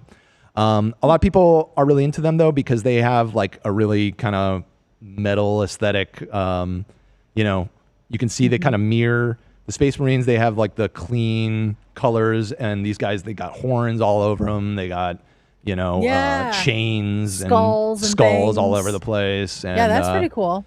Yeah, Chaos is pretty cool. And what's interesting, I'm not going to say like it's not as tropey as like, oh, the Empire looks like the good guys, but really they're evil, and Chaos looks evil, but really they're the good guys. It's not really like that. They're very much fucking the bad guys. But because the Empire is so authoritarian and fascist and evil, a lot of people get attracted to chaos because they understandably want to rebel out of this horrible existence that they they exist in. And so they turn to chaos in hopes that that will somehow, allow them to escape that. But really, you're just damning yourself to, an eternity of torment and hell by doing so. So, whoops, probably shouldn't have done that. Either way, it's bad. Is what it's it sounds bad either like, way. though? Yeah, but it's Yeah, kind of it's bad either worse. way. Yeah. So yeah. these guys live in hell? Is that what you're saying? Some of them do. Some of them, they travel around as like war bands, and they're trying to, they're raiders. They're kind of like doing the Viking thing a lot of the time. And a lot of them, have even been around for the 10,000 years since the beginning of the war. Part of that is because they, the demon juice keeps them alive, and part of it is because time gets very wibbly wobbly with the warp. And so sometimes, you can go into the warp and find you come out of it and it's 3,000 years later. That happens. So some of it, it tends to happen. Jesus. Yeah, there's a lot of time wibbly wobbliness when it comes to the warp. All right, and then so I just want to kind of give you an overview of the factions. There's a bunch of other ones. Wait, hold on. So what faction are you playing? If you go back to that screen, go forward a couple. Forward? Yeah, you went too far back, I think. Yeah, there you go. Okay. Yeah, the Adeptus Mechanicus is in the middle on the far right is the one that I play. Okay, and where do they fall? Is this just a smaller That's the one I was faction? talking about. No, that's the Mars faction that worships technology. Okay. So it's not a part of any of the other ones we saw. It's something different. It's a sub-faction of the Empire. The Empire is so big that it has... Okay. Remember I said there was like the Space Marines and then the normal humans? There's also the Adeptus Mechanicus. They're like a third one that is also the Empire. Yeah, they all kind of fall under that umbrella. Some that I didn't cover that you can see here, the Necrons are basically like undead robots that are sort of like vaguely Egyptian and mummy themed. Yeah, they're pretty cool. That's pretty cool. The Azuriani, or however the fuck you say it, you could just say the elves. They're basically the space elves. If one of the aliens was the good guys, it would kind of be them. They're huge dicks, and they fuck with humans all the time. They're very like arrogant. But every once in a while, the humans and them will kind of, if there was one alien that the humans sometimes kind of sort of work together, because they also hate chaos the same way that the humans do. So enemy of my enemy kind of thing. But they're definitely not friendly. Gotcha. Okay, so all the people except for Chaos are worshiping, or all of the characters or creatures are worshiping the Empire. So not the elves. They're not the elves. They're their own set of things that we don't have to get into. But all humans, all humans worship the Empire. Okay. Yeah. And all these other things come from other places? Yeah, I mean, it's a mix. The Tau in the top right, they're another alien. It's too much to get into, but they're like a young upstart race that is, at least on the surface, seems much more optimistic and sort of Star Trek-y future compared to the Empire. But like everything in Warhammer, there's like a horrible underbelly, and they're all being like mind controlled with pheromones from these this higher caste that may or may not be an actual other alien race that's manipulating the Tau. So like, there's always layers. Like anytime it seems like, oh, these guys are like kind of good guys, it's like, nah, they're not. Everybody's bad. Everybody's bad. This bitch seems cool. What's her deal? Who are you pointing at? The Harlequins. Oh, so those are elves too. The Harlequins actually are really cool. It's hard to explain. There are all three of those. From the top left, those are all elves. It's the good elves. It's the good elves. The evil elves, which are the Drukhari, and then the Harlequins, which are ambiguous. They're sort of, they play all sides. They're bisexual. Gotcha. The bisexual elves. The bisexual elves, yeah. Okay. I think... Go ahead. No, you go ahead. Well, someone said, yo, can you cover the Adeptus Sororitas, please? Oh, they're not on I've here. seen that a lot in chat. Okay, I've seen that a lot in chat. So many people for a long time have have pointed out that this is a very male-dominated setting. All of the Space Marines are dudes. There are women in the Imperial Guard, the like normal humans. There's lots of women there. But the Space Marines, they're a boys' club, and it's long been a problem. People argue about it. The lore has started to loosen up on this over the years. Oh, there you go. You pulled it up. There we go. The sort of existing alternative for the ladies is the sororitas. These are basically fighting nuns. Sick! They're pretty cool, That's actually. mine. Oh, yeah, one of my friends plays this as his main faction. Cool. They have really cool lore. They are insane religious fanatics. They worship the Emperor. That's part of, you can kind of see, but they all have white hair. I think that happens as a result. It's like a magical effect of the result of their extreme devotion to the Emperor is they all, their hair gets whitened. I don't know exactly why that happens, but that happens it in does. Buffy, by the way. Maybe it's a Buffy thing. I mean, Warhammer draws on Stolen, so I'm sure, many yeah. like genre tropes and everything. Unironically, it may have come from that. But yeah, so they kind of exist as the girl faction. Like I said, this has been loosening over time, and I could be wrong about this, but I feel like there's even been lore lately that implies that that there might be female Space Marines coming along. I think they're moving away from that. This is very controversial to the neckbeards. There's a lot of of course, a lot of discourse like no girls allowed in the Space Marines. I don't personally think it matters at all. But why would it matter? I don't know, but it's just that's the way it's always been. The in-universe explanation is that the genetic enhancements that they do to the young boys requires male anatomy for whatever reason. Oh Lord, okay. I don't know. Is the 80s. Like, of course. Honestly, these dudes were pretty progressive for the 80s, but it's been 40 years. And so, a lot of it is a little dated at this point. But yeah, I mean, most of the other factions also, like the elves, there are a lot of women elves characters. I was going to say, these look like ladies up here. Yeah, exactly. There's no female orcs, but they're kind of genderless. I mean, they present male, I guess you could say, but okay. They're mushroom people. Like they're not people, not, so they don't really have a gender. Gotcha. Same with the Tyranids. They're like bug people. They're a female Adeptus Mechanica, the faction that I play. This one, yeah. Yeah. So it's evolving. They're progressing. I think at some point in the future there will probably be some canon female Space Marines, but as far as I'm aware, that still has not happened because Can't wait to there's break a lot that. of annoying pushback against it. What a glass ceiling. Yeah, we got to break that glass ceiling. Yeah, and somebody said the misogyny of the Empire is part of the Empire. It being backwards is built into it. That's fair. That is true. I mean, a lot of it is supposed to be insanely regressive. What is ironic is there is sort of an underlying. I mean, listen, it's a fascist empire. It's not exactly progressive, but that has been like kind of an ongoing thing. Is like you'll see it crop up in some of the books sometimes. They don't care about sexual orientation at all. They don't really care about they don't care a lot about how you live your life personally, as long as you worship the empire or the emperor rather. Like that, you need to be sincerely devoted in your religious belief to the emperor. Beyond that, kind of do whatever you want is sort queer of the allies, attitude. The the queer allies, the emperor.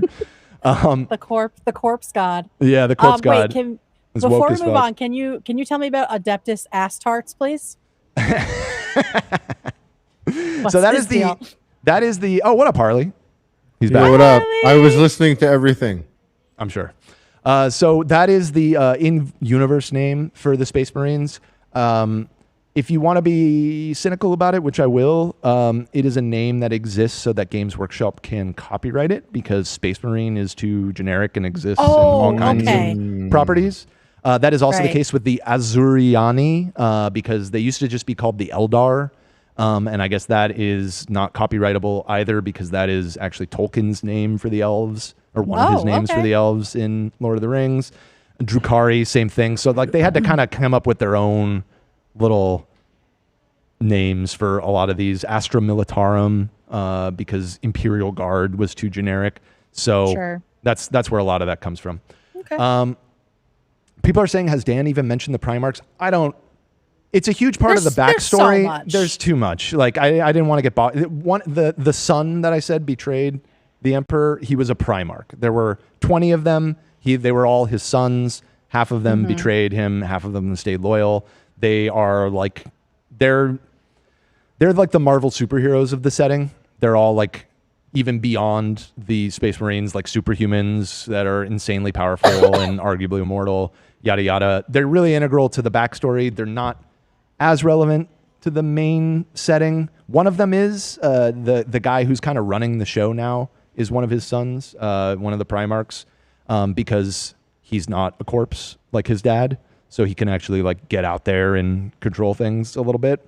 And he's kind of, again, like it's all in degrees, but if there was like a protagonist of the setting, it would be him. Okay. So yeah, that's the super brief version of the Primarchs, just so I can say that I mentioned it, but it's not super important to understand the overall thing. All right, we're almost done. I gotta head. I was actually supposed to head out at 1. Oh shit! No, but I did some finishing touches, but I kept you on my big screen upstairs, so in case I had any questions. Do you have a list? Do you want to ask some questions? I don't have any questions. I have a question for you, Harley, before you go, which you can leave at any I'm a time. salamander. Which one of these would you be? Who are you picking? The Space Marine. Nice. Yeah. Nice. Boring, basic bits. Yeah, I know, but you know what? You said Adeptus Mechanicus, and I don't know much about Warhammer, but when you said that, I was like, of course. From what I know, I was like, of course. Yeah. Yeah. Fair. But like Space Marines kind of answer to the Adeptus Mechanicus. Like in all the games that I've played, that's always like they're peers, I would say. They kind of like pull.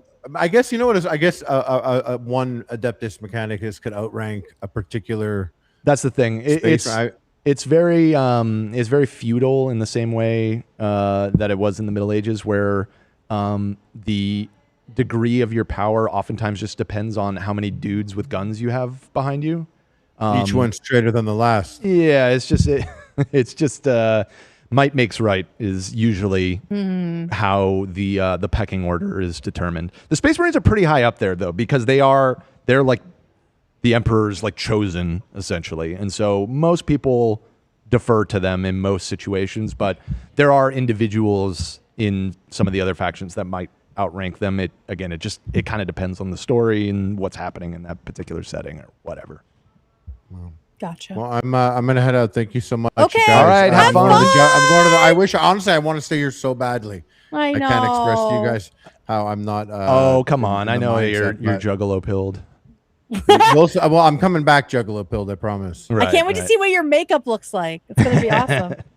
Yeah. Okay. Have fun. Bye. Bye. See you, dude. Just so you know, Dan. Yeah. I would be either Drakari or the Adeptus Sororitas, I believe. Oh, okay. The Drakari are very cool. They're like the evil elves. Their whole thing is how would I sum it up? There's so much like lore. They're trying to overthrow. I'm trying to think how to put it. I mean, that's not like their main goal. Their main goal is to survive. The whole thing is, so basically what happened, quick crash course version, is in the past, the elves, they were the most powerful faction in the galaxy. They ruled the whole galaxy, essentially. And they were so powerful and so far beyond everybody else, they started to become really insular and hedonistic.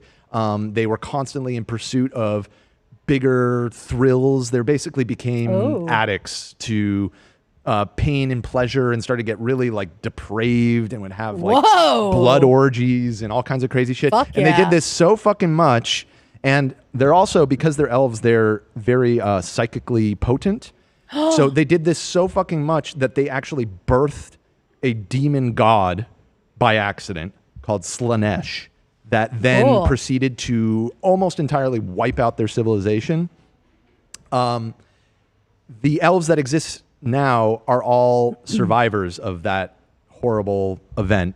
The good elves, they were ones that they saw this coming. They saw all of their homies like getting down in the blood orgy or whatever, and they're like, this is bad news. We're getting out of here. So they fled and they managed to escape getting eaten by a demon. The Drukhari, they were ones. Forgive me, Warhammer nerds, if I am a little vague on this, but I believe they survived because at the time that this happens, they all live in this sort of like pocket dimension that it protects them from Oh my gosh. getting eaten by the demon. And their whole thing, the Drukhari, is that they fend off their souls getting eaten by this demon by constantly causing and inflicting on themselves and others pain that sort of feeds that demon in lieu of them. So like they're super, and their whole aesthetic is very like they're like in full BDSM gear all the time, and like they're all about like carving flesh and doing weird like experiments and stuff. They're a pretty interesting faction, and that's a good example of like they hate and fight chaos, but they are not good guys. It's just like their way of dealing with chaos is being horrible and torturing people. And so they go around, they kidnap people and bring them back to that pocket dimension and make them suffer through horror. You know, they throw them in like gladiator pits and make them fight and, you know, torture them. And they're pretty brutal. They're pretty metal faction. And then the Harlequin, same thing. They also escaped the fate, but they, how do I sum it up? They worship this god, an elf god that is sort of like the trickster god, and he managed to trick that demon god to save like a handful of these people. And they're sort of if there was the good elves and the evil elves, they're sort of like the ambiguously neutral elves. They play all sides against each other and everything. Gotcha. So yeah, that's the really, really condensed, shortened down version of what's going on with all the elf people. But but yeah, the Drukhari, their models and their like aesthetic are really cool. Lots of spiky things and torture devices and all that kind of stuff. Yeah, if you want to pull up like a Drukhari. Let me see here. If you look up Drukhari models, I guess would be a way to see it. Ooh, yeah. Look at this bitch. Yeah, there are a lot of female Drukharis. Look at that. Look at that fan. Yeah, she's pretty badass. Very Mortal Kombat. Very Mortal Kombat. Totally, right? Actually. Yeah. I like that. I like that. That's a good touchstone for their whole thing. Wow, that'd be fun to paint. There you go. Hey, maybe we're getting you a little bit. Maybe we're getting you. Maybe. All right. We are very much nearing the end here. So if you want to advance to the next slide, just to talk a little bit about the books. So the books are where a ton of this comes from. If you go back a slide, that is a real picture of somebody's collection of Black Library books. Yeah, that's just probably scratching the surface.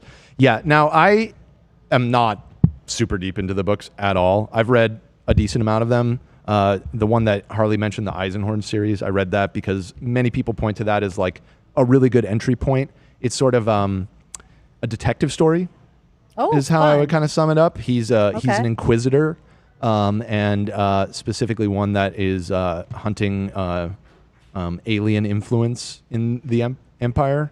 And it's all about like kind of his misadventures, trying to solve all of these mysteries and everything. And they're just, again, it's not high literature, but they're very well executed, well written, page turner kind of books. Pretty fun, interesting characters. So yeah, if somebody wants to get into it by way of the books, that's probably the best one. A good place to start. Yeah, and it gives you a good overview of a lot of different elements of the setting all in one. And so. And that series, I haven't read all of it. I think there's like 6 books in that series. Something like that. Anyways. So yeah, there's a lot of fucking books. And like I said before, if you advance to the next slide, the books, very much like I was explaining with the World War II thing, there's all these kind of different genres. There's, the Eisenhorn, occult detective murder mystery kind of thing. I would say, true detective vibes a little bit is, obviously it's sci-fi and pretty different. Gaunt's Ghost is like a Band of Brothers style. Well, this is cool. The Kane novels are kind of goofy, and I would compare them to MASH if you're familiar with that old show, where it's like it's kind of serious and it's set in a war, but it's like kind of goofy and silly and comedic at the same time. The Horus Heresy, that's the big one. That's a lot to bite off. It's like over 60 books, and that is the story of that's the story of the fall. That's that story I was saying of the son who betrayed him and everything. And it tells the whole story of the rise and fall of the emperor, essentially, over the course of like 60 books. I have dabbled in that one. I have definitely not read all 60 of them. I've read like 3 or 4 of them in random order. That you don't have to read them in order at all. It kind of skips around a lot and explores different sides of the conflict and everything. And then there's even like kind of more child geared ones out there. I haven't read those, but there's ones that are sort of more Percy Jackson sort of vibes or something like that. Cool. All right, next slide. This is sort of like the final point and something I've been alluding to throughout. Satire that looks magnificent gets read straight. So this is an ongoing problem. And it's funny, I Googled, I was like, movies that people misinterpret, and I found this graphic that, while I don't know all of these movies and don't exactly know what they're saying, there's many that stand out to me. Fight Club, The Matrix, Starship Troopers, Whiplash. These are all movies that I see discourse and I'm like, you either didn't watch the movie or you didn't get what the movie was trying to say. This happens a lot with Warhammer. This happens a lot. There is unfortunately a lot. I don't know how you quantify it. Maybe it's not a lot. It feels like a lot online, but it can always be amplified. Of people out there that think the Empire is dope, think that that's like probably an ideal form of government, actually. Right. And like all the things that are supposed to be like, hey, this is horrible. People are like, oh, based actually. And unfortunately, that has resulted in a perception from some people, not entirely unjustified, that people that are into Warhammer are chuds. They're right wingers. It got to a point where, if you go to the next slide, Games Workshop actually had to directly interfere. It's full of fascists. So in 2021, unprompted, I guess maybe not unprompted, it was prompted by several events and incidents of people at their tournaments and stuff that were, saying Nazi shit and all that kind of stuff, that they had to come out and kind of spell it out for people. And so their statement was, one of the great powers of our hobby is its ability to bring people together for a common cause, to build bonds of friendship and cross divides. We believe and support a community united by shared values and mutual kindness and respect. Our fantasy settings are grim and dark, but that is not a reflection of who we are or how we feel the real world should be. Obviously, right? But but you gotta say it. Unfortunately, apparently. but they felt like, you know what, we need to like make this explicit that like this is not an endorsement of this universe. We will never accept or condone any form of prejudice, hatred, or abuse in our company or in the Warhammer hobby. We will continue to diversify the cast of characters we portray through miniatures, art, and storytelling, so everyone can find representation and heroes that they can relate to. And if you feel the same way, wherever or whoever you are, we're glad that you're part of the Warhammer community. If not, you will not be missed. They just straight up are like, get the fuck out, weirdos. I love that. I really appreciated that they did that. And again, if you have a brain and understand satire, you probably would have picked up on this. And I mean, maybe even some of these chuds do understand that satire, but they're like, I don't care. I still think it's based as hell or whatever. Well, that happened with like Mark Twain stuff, like Tom Sawyer and Huckleberry Finn. Like people read that straight, and it's like, no, that's not the point at all. Yeah, I mean, often it seems like they miss the point. It's one of the flaws of ironic fiction, right? And satire is just inherently not everyone is going to understand it, and some people are going to take it at face value and unironically, and just is what it is. And I mean, in Warhammer's case in particular, because it's so fucked up and evil, I mean, the things that, here's what attracts these people to it. So I explained, like, you have to worship the emperor or you get shot. Religious devotion, mandatory. Obviously, very conservative, right-wing sort of mindset. Right. Super xenophobic. All aliens are evil and must be purged. We will, if we find an alien, we kill it immediately, no questions asked. Right. Xenophobia. They love that. So like all these things that are supposed to be like oh man, this is like Evil, fucking bad. fucked up and evil. They're like, oh, this is actually sick. And Yeah. and that kind of festered over time. The hobby and Warhammer in general has always been pretty popular in things like on 4chan and places like that. So there's always kind of been a section of the fandom that's into that. But yeah, it was starting to get real bad. And I forget the exact details, but I think this statement was prompted by an incident at a tournament in Spain where a guy, he might have like shown up with his figures painted with like swastikas or something on it. Oh my God. Maybe it wasn't that bad. I don't quote me on that. I forget exactly what went down, but there was a highly publicized incident where they felt like, okay, we need to like explicitly kick these people out of the community. We don't want you here. Yeah. So Well, it sounds like, I mean, that was also around the time where dudes were really pissed off about like the, you know, girls in games and non-white people in games. And so it says like, we will continue to diversify the cast. So maybe this was like, they were talking about girlies in the Space Marines. They were talking about girlies in the something. Space Marines. They started to make some of the Space Marines not just white dudes, you know, started to make some of them black and everything, which obviously would make sense. And that's the real irony, is that as much as these weird chuds worship the Emperor, like I said, there is like, I mean, obviously this is a sci-fi setting, so it's not a one for one, but like other than the way that I was saying, like they don't really care about sexual orientation, there isn't really like racism either. There's racism against other species, like other aliens. There's super racist against them. Speciesism. Right, but nobody in the setting seems to like really care about what your skin color is or anything. It's irrelevant. It's just, do you worship the Emperor? Okay, that's it. That's your requirement. That's the line. Yep, that's the Gotcha. line. Yeah, so is that the last slide? That's the last slide. So that's the last slide. the Damn. crash course on what the fuck Warhammer 40,000 is. This was awesome. Give yourself applause for this. Yay, Dan. I don't think I know this much about anything. Like, you know what I mean? Like, I'm like a generalist, so I have like a lot of information about a lot of things, but like, god damn. Well, like I said, You are I've been, you know, to one degree or another into this since I was a little kid. Started in elementary school, really got much more into it in like high school and college age and everything. But yeah, I mean, it's decades of lore, just useless information accumulating in my brain. And, you know, I probably should have made this clear at the top because people, it's a fandom, and like all fandoms, people get very touchy. Of If I course. said anything wrong, just know I was going mostly off the dome. And I don't want to represent myself as like I'm not a lore master.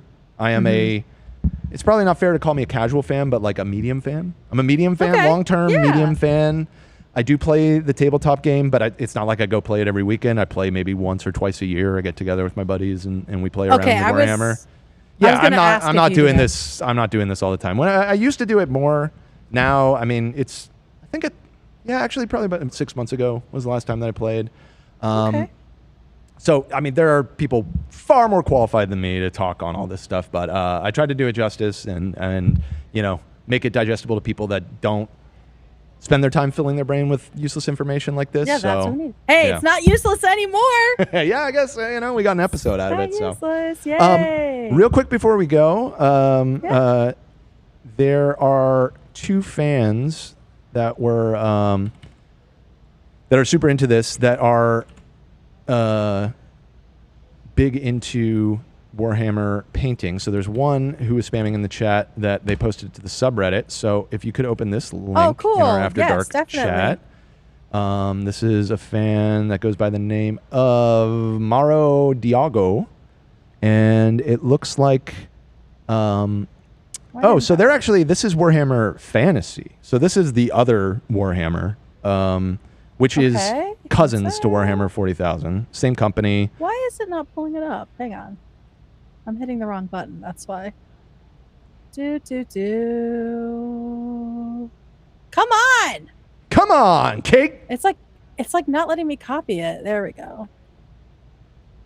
There we go. And we're pulling it up. We're doing great. We got it. Here it comes. We got it. Whoa. Hey! So there you go. So this is a fan, Maro Diago, shout out, who posted their figures. And now, what faction? This looks like the Chaos. You are such a Warhammer nerd now. Did I get it right? Knew, dude. Yes, that is Chaos, and it's even you get bonus points because it's not even Warhammer 40,000. This is the fantasy version of Warhammer, but Chaos exists in both. They're cousins. You know what I mean? They share a lot of the same themes, and you know they're. The way that there's like the orcs in this one, there's orcs in that one. You know, there's elves. It's a lot of the same stuff. And yeah, those are basically the Space Marines of the fantasy version. Okay. Yeah, you can kind of tell that they have that same sort of vibe. Yeah. But cleaner, less skulls and things. Less skulls and things, more swords and fantasy stuff. Yeah, these are all. Oh, those are actually Tyranids. Those are the the bug aliens. They've got. I should have quizzed you. I don't think I would have remembered the name, but I would have known that they eat everything. They eat everything. Exactly. Okay, so some people have multiple factions that they paint and play with. Yep. Okay. Yep. Yeah, most. Whoa. I would even say most people. Like I said, those are some Tyranid models. Those are pretty dope. I love that. Look at that, like blood goo coming off of him. Arm. That is cool. That's sick. Wow, these are beautifully painted. Yeah, they did a great job. Wow. And oh my God. Oh, they got a lot. They got a lot. Holy shit. Yeah, they are into this shit. Holy and it looks like they have a lot unpainted. No judgment. That's how I am too. It's valid. Yeah. I have a lot that are built and still waiting their day to be painted. Hopefully, I'll be able to get to those soon. Wow. And then there's one other fan that I would be remiss if I didn't shout them out because they were in the chat yesterday, and actually I've spoken with them before because they post in our members Discord quite a bit. Shout out to the members Discord. Shout out. Spooky Kabuki. And, I remember that name. You know that name? They are. These are some great shots. They are really good at the painting. Whoa. Yeah, they're very impressive. Okay, hang on, everybody. I'm getting it. Come on now. Come on. Come on now. All right. This is Spooky Kabuki. Oh, there's a bunch. This is awesome. Yeah. Okay. Whoa. That's a cool one. So that's the Tau. Those are the aliens I was telling you that are like kind of seem like good guys, but they're secretly being mind controlled kind of thing. Have a dark underbelly. We didn't really get into them super deep, but that's one of their models. They have a very kind of Japanese anime aesthetic. Which kind of gives them a unique design space compared to the like medieval Catholic vibe of the Space Marines and all that. But yeah, they're pretty cool. That is the head of an orc. Yeah. Wow, it's so small. Yeah, that gives you a good sense of how tiny some of these guys are. And that is thing? No, that's actually an orc, I believe. That must be part of the same model that head's from.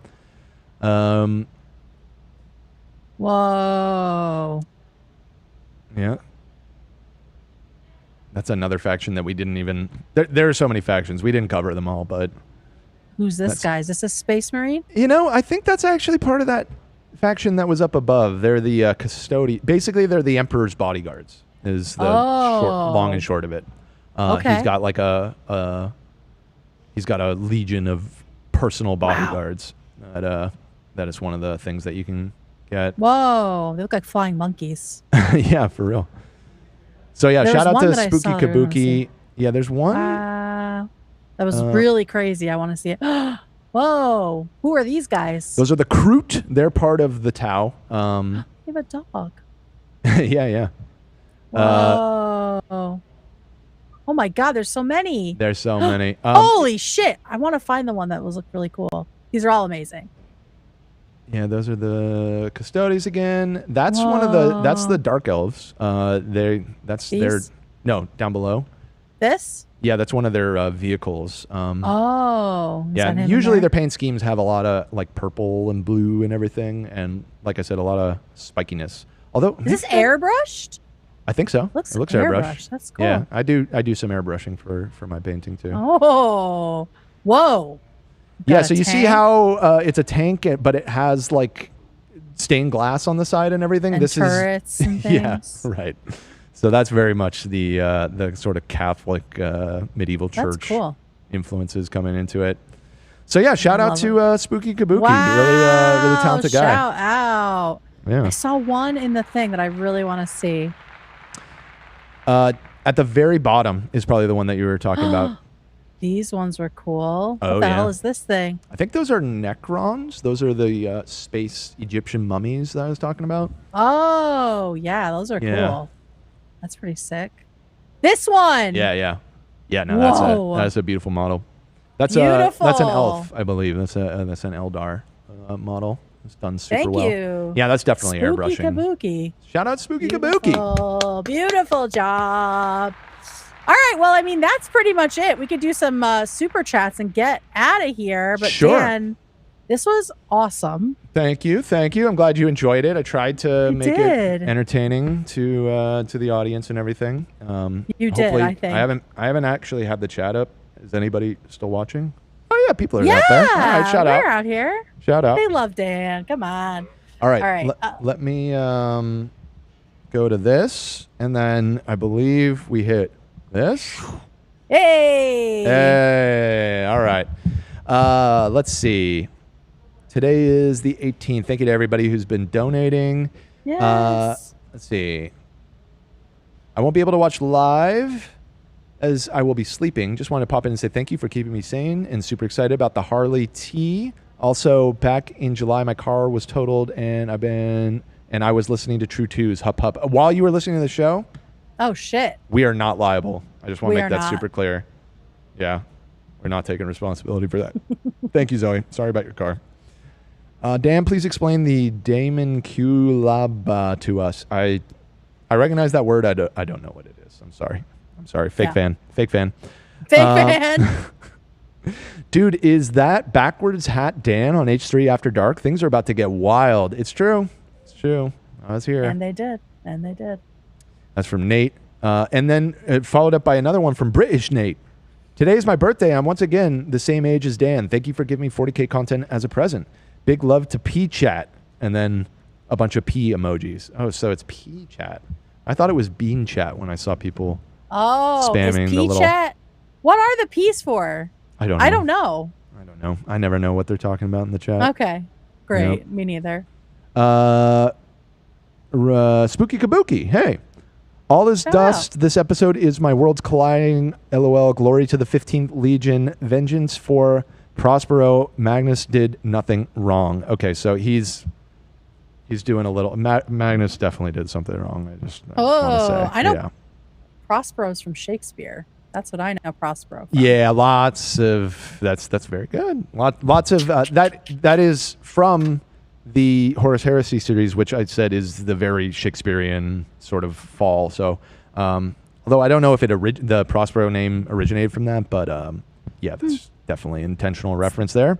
And yeah, he's one of the ones that fell, and he fell to the demons, but he did so in a very tragic way. It was sort of like a victim. It was a very, very Shakespearean, very not comedy of errors, but tragedy of errors. You know, a bunch of misunderstandings that result in him sort of getting corrupted. So, yeah, he's one of the more popular of the evil factions. Gotcha. Let's see, blood for the blood god, skulls for the skull throne. That's one of the chants from the one of the demon guys. Everyone's just showing their cred here. Everybody's showing their cred in the super chats. Spooky Kabuki again. My paying $5 to publicly say that Lehman Russ is the worst Primarch, and Dan should know everyone.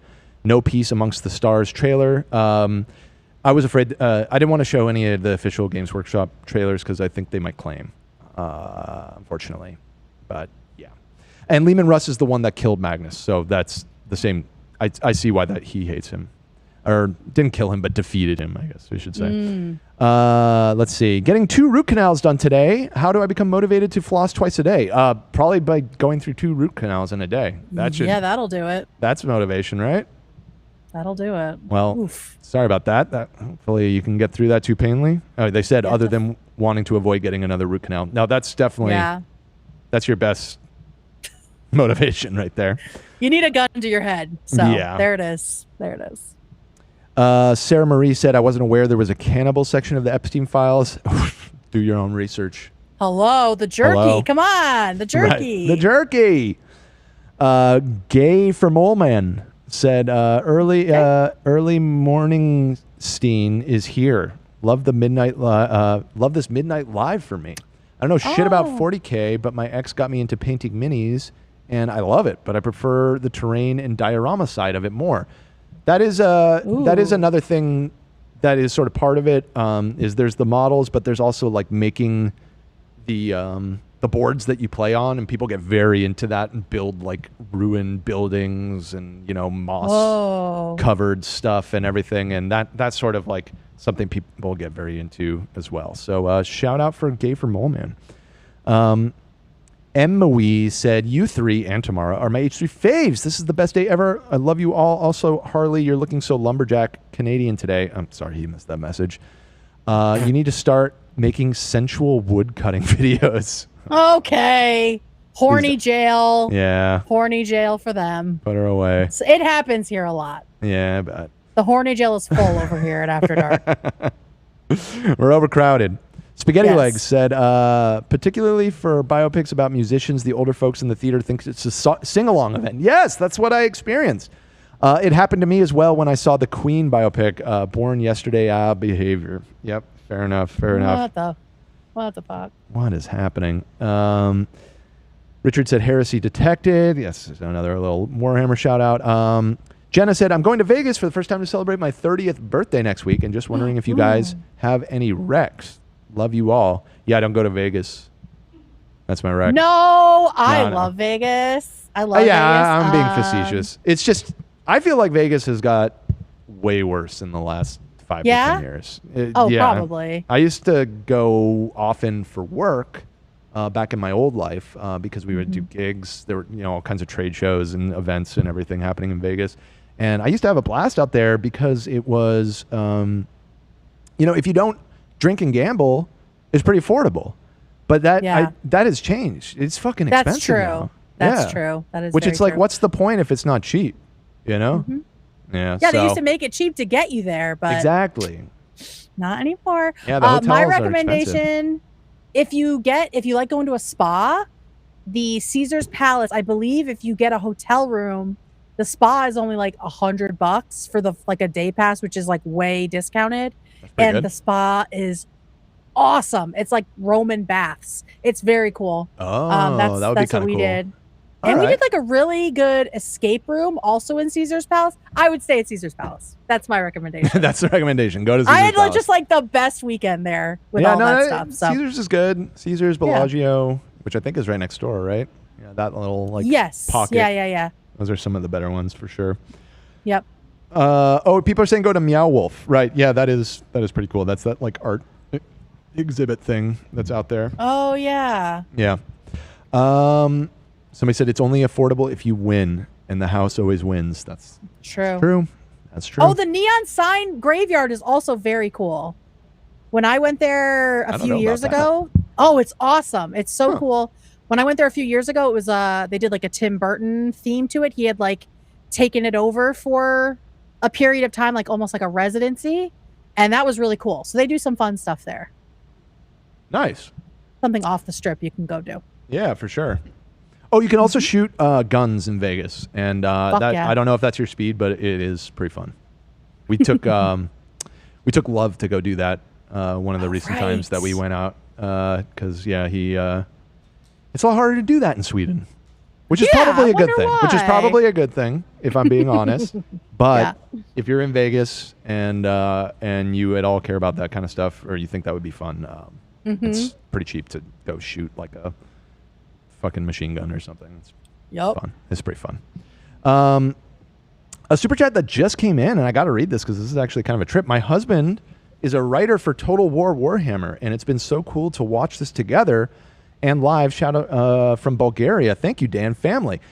I got to say, big fan of your husband's work. I have so many hundreds of hours in Total War Warhammer. I have played that game a lot. So shout out to your husband. That's super cool that somebody that worked on it is here in the audience. Very cool. Yeah, between the three, it's a trilogy of games, and between the three, honestly, I would be scared to look at my Steam stats to see how many hours I've played on those games. Yikes. Anyways, shout out to you and your husband. Mike Flanagan writing, let's go, my king. I guess that was when we were talking about the TV show. People are hyped on that. Yeah, he's great. Pretty cool.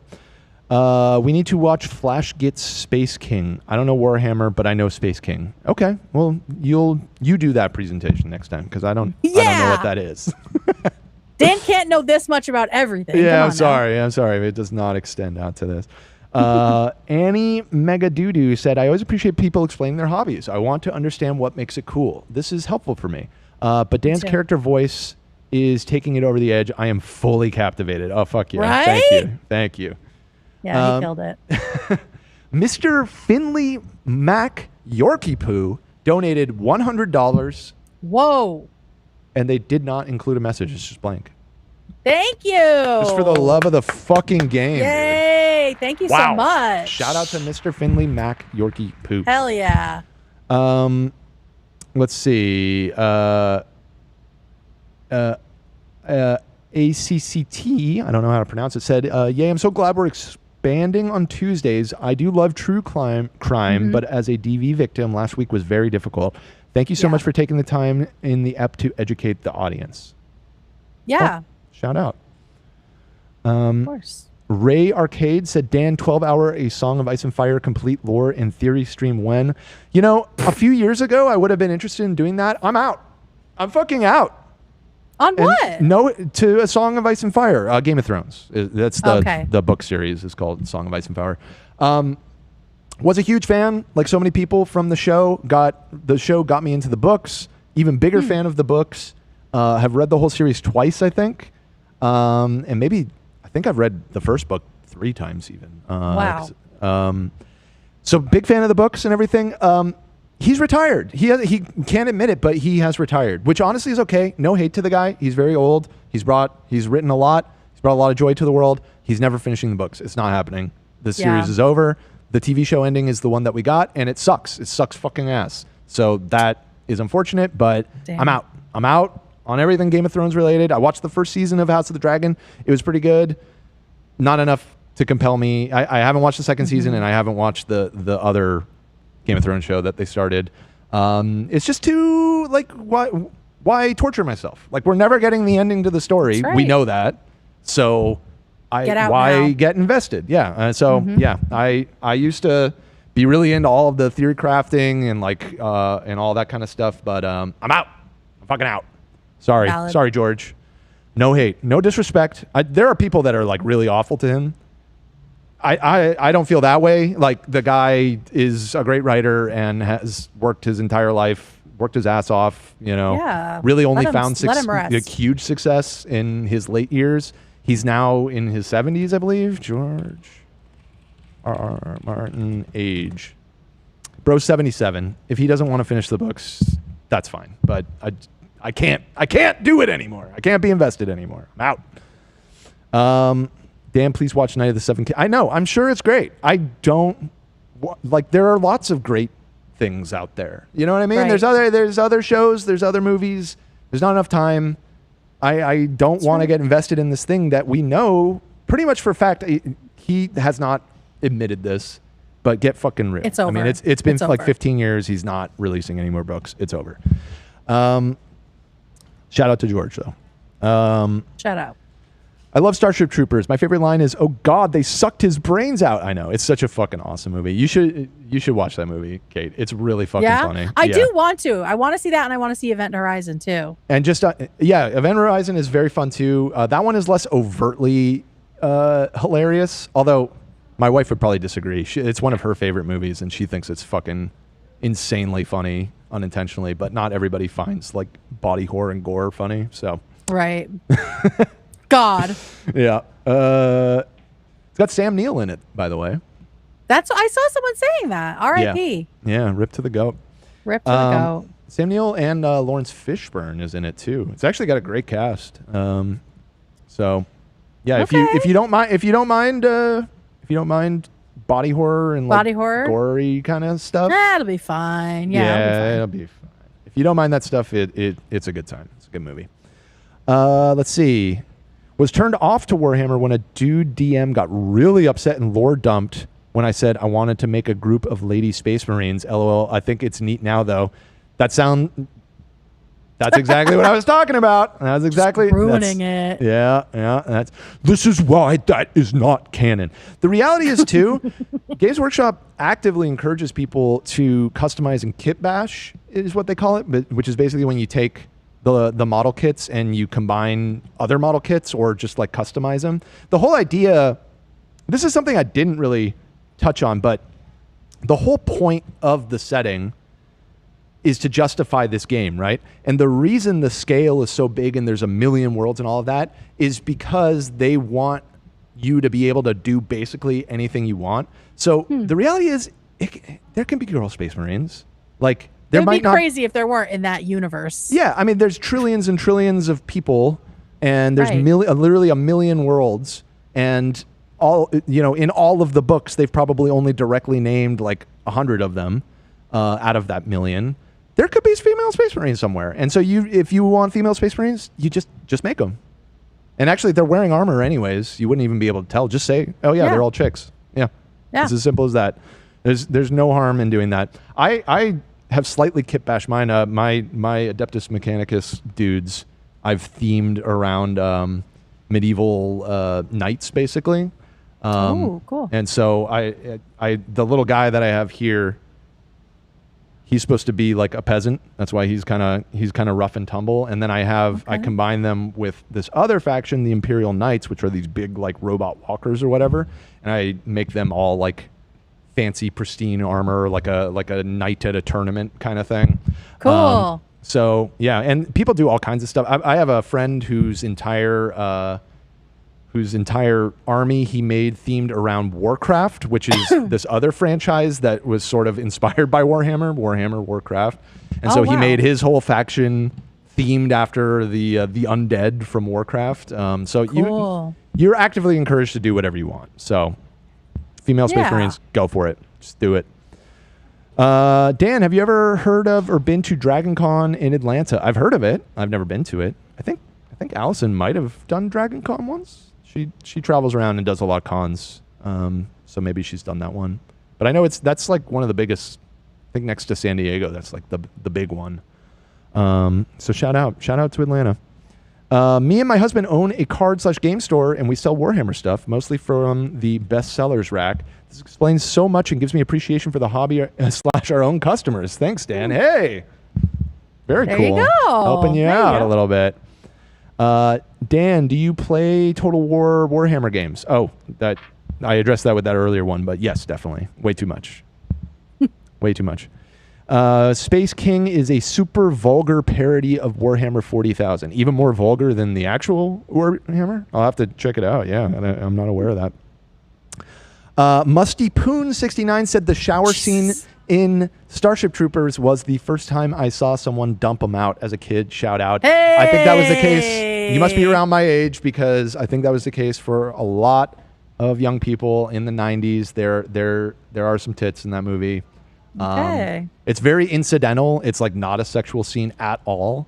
It's Doesn't it's have actually to kind of be for a interesting. young Yeah, I mean buck. they're all in like boot camp, and it's mixed gender, and they're just in the showers naked together, and nobody even really like addresses it, which is kind of like an interesting little piece of world building that it's like that's become totally normalized in the society or whatever.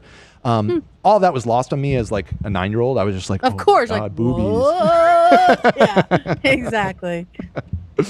All right, and I think that's it. So thank you to everybody who donated, and thank you to everybody who watched. And Kate, I'll send it to you to wrap up here. Yay! Well, thank you, everybody. Thank you, Dan. Holy crap, that was such an amazing crash course. Definitely more than a primer. I definitely am interested now in some of it. Really? Yeah. I would love to like read a story from this world, and I like painting things. Interesting. So okay. maybe, yeah. All right. Maybe I'll think about the Eisenhorn book that Harley and I were talking about. That's probably a good place to start. But I'll think on it. And if anybody in the audience has any better suggestions, because again, I'm not I've read a handful of the books. I have not read the 300 plus that there are, so there might be a better one. Could? Yeah, exactly. Cool. All right. Well, we will be back tomorrow with 2 shows, regular show and After Dark. Wow. And yeah. And enjoy David will be back. your afternoon. Yes, and David's back from his wedding. Yeah, big news. Maybe he'll bring some pictures. Oh, I'm maybe sure he'll bring some pictures, and maybe I can bring some pictures from my wedding. Hey. Maybe we'll do that. Maybe we'll do that tomorrow. A little wedding share. A little wedding share. All right, everybody. We'll see you tomorrow. Bye. This is the thanks for watching. Hey, I got it. Hey, you did it.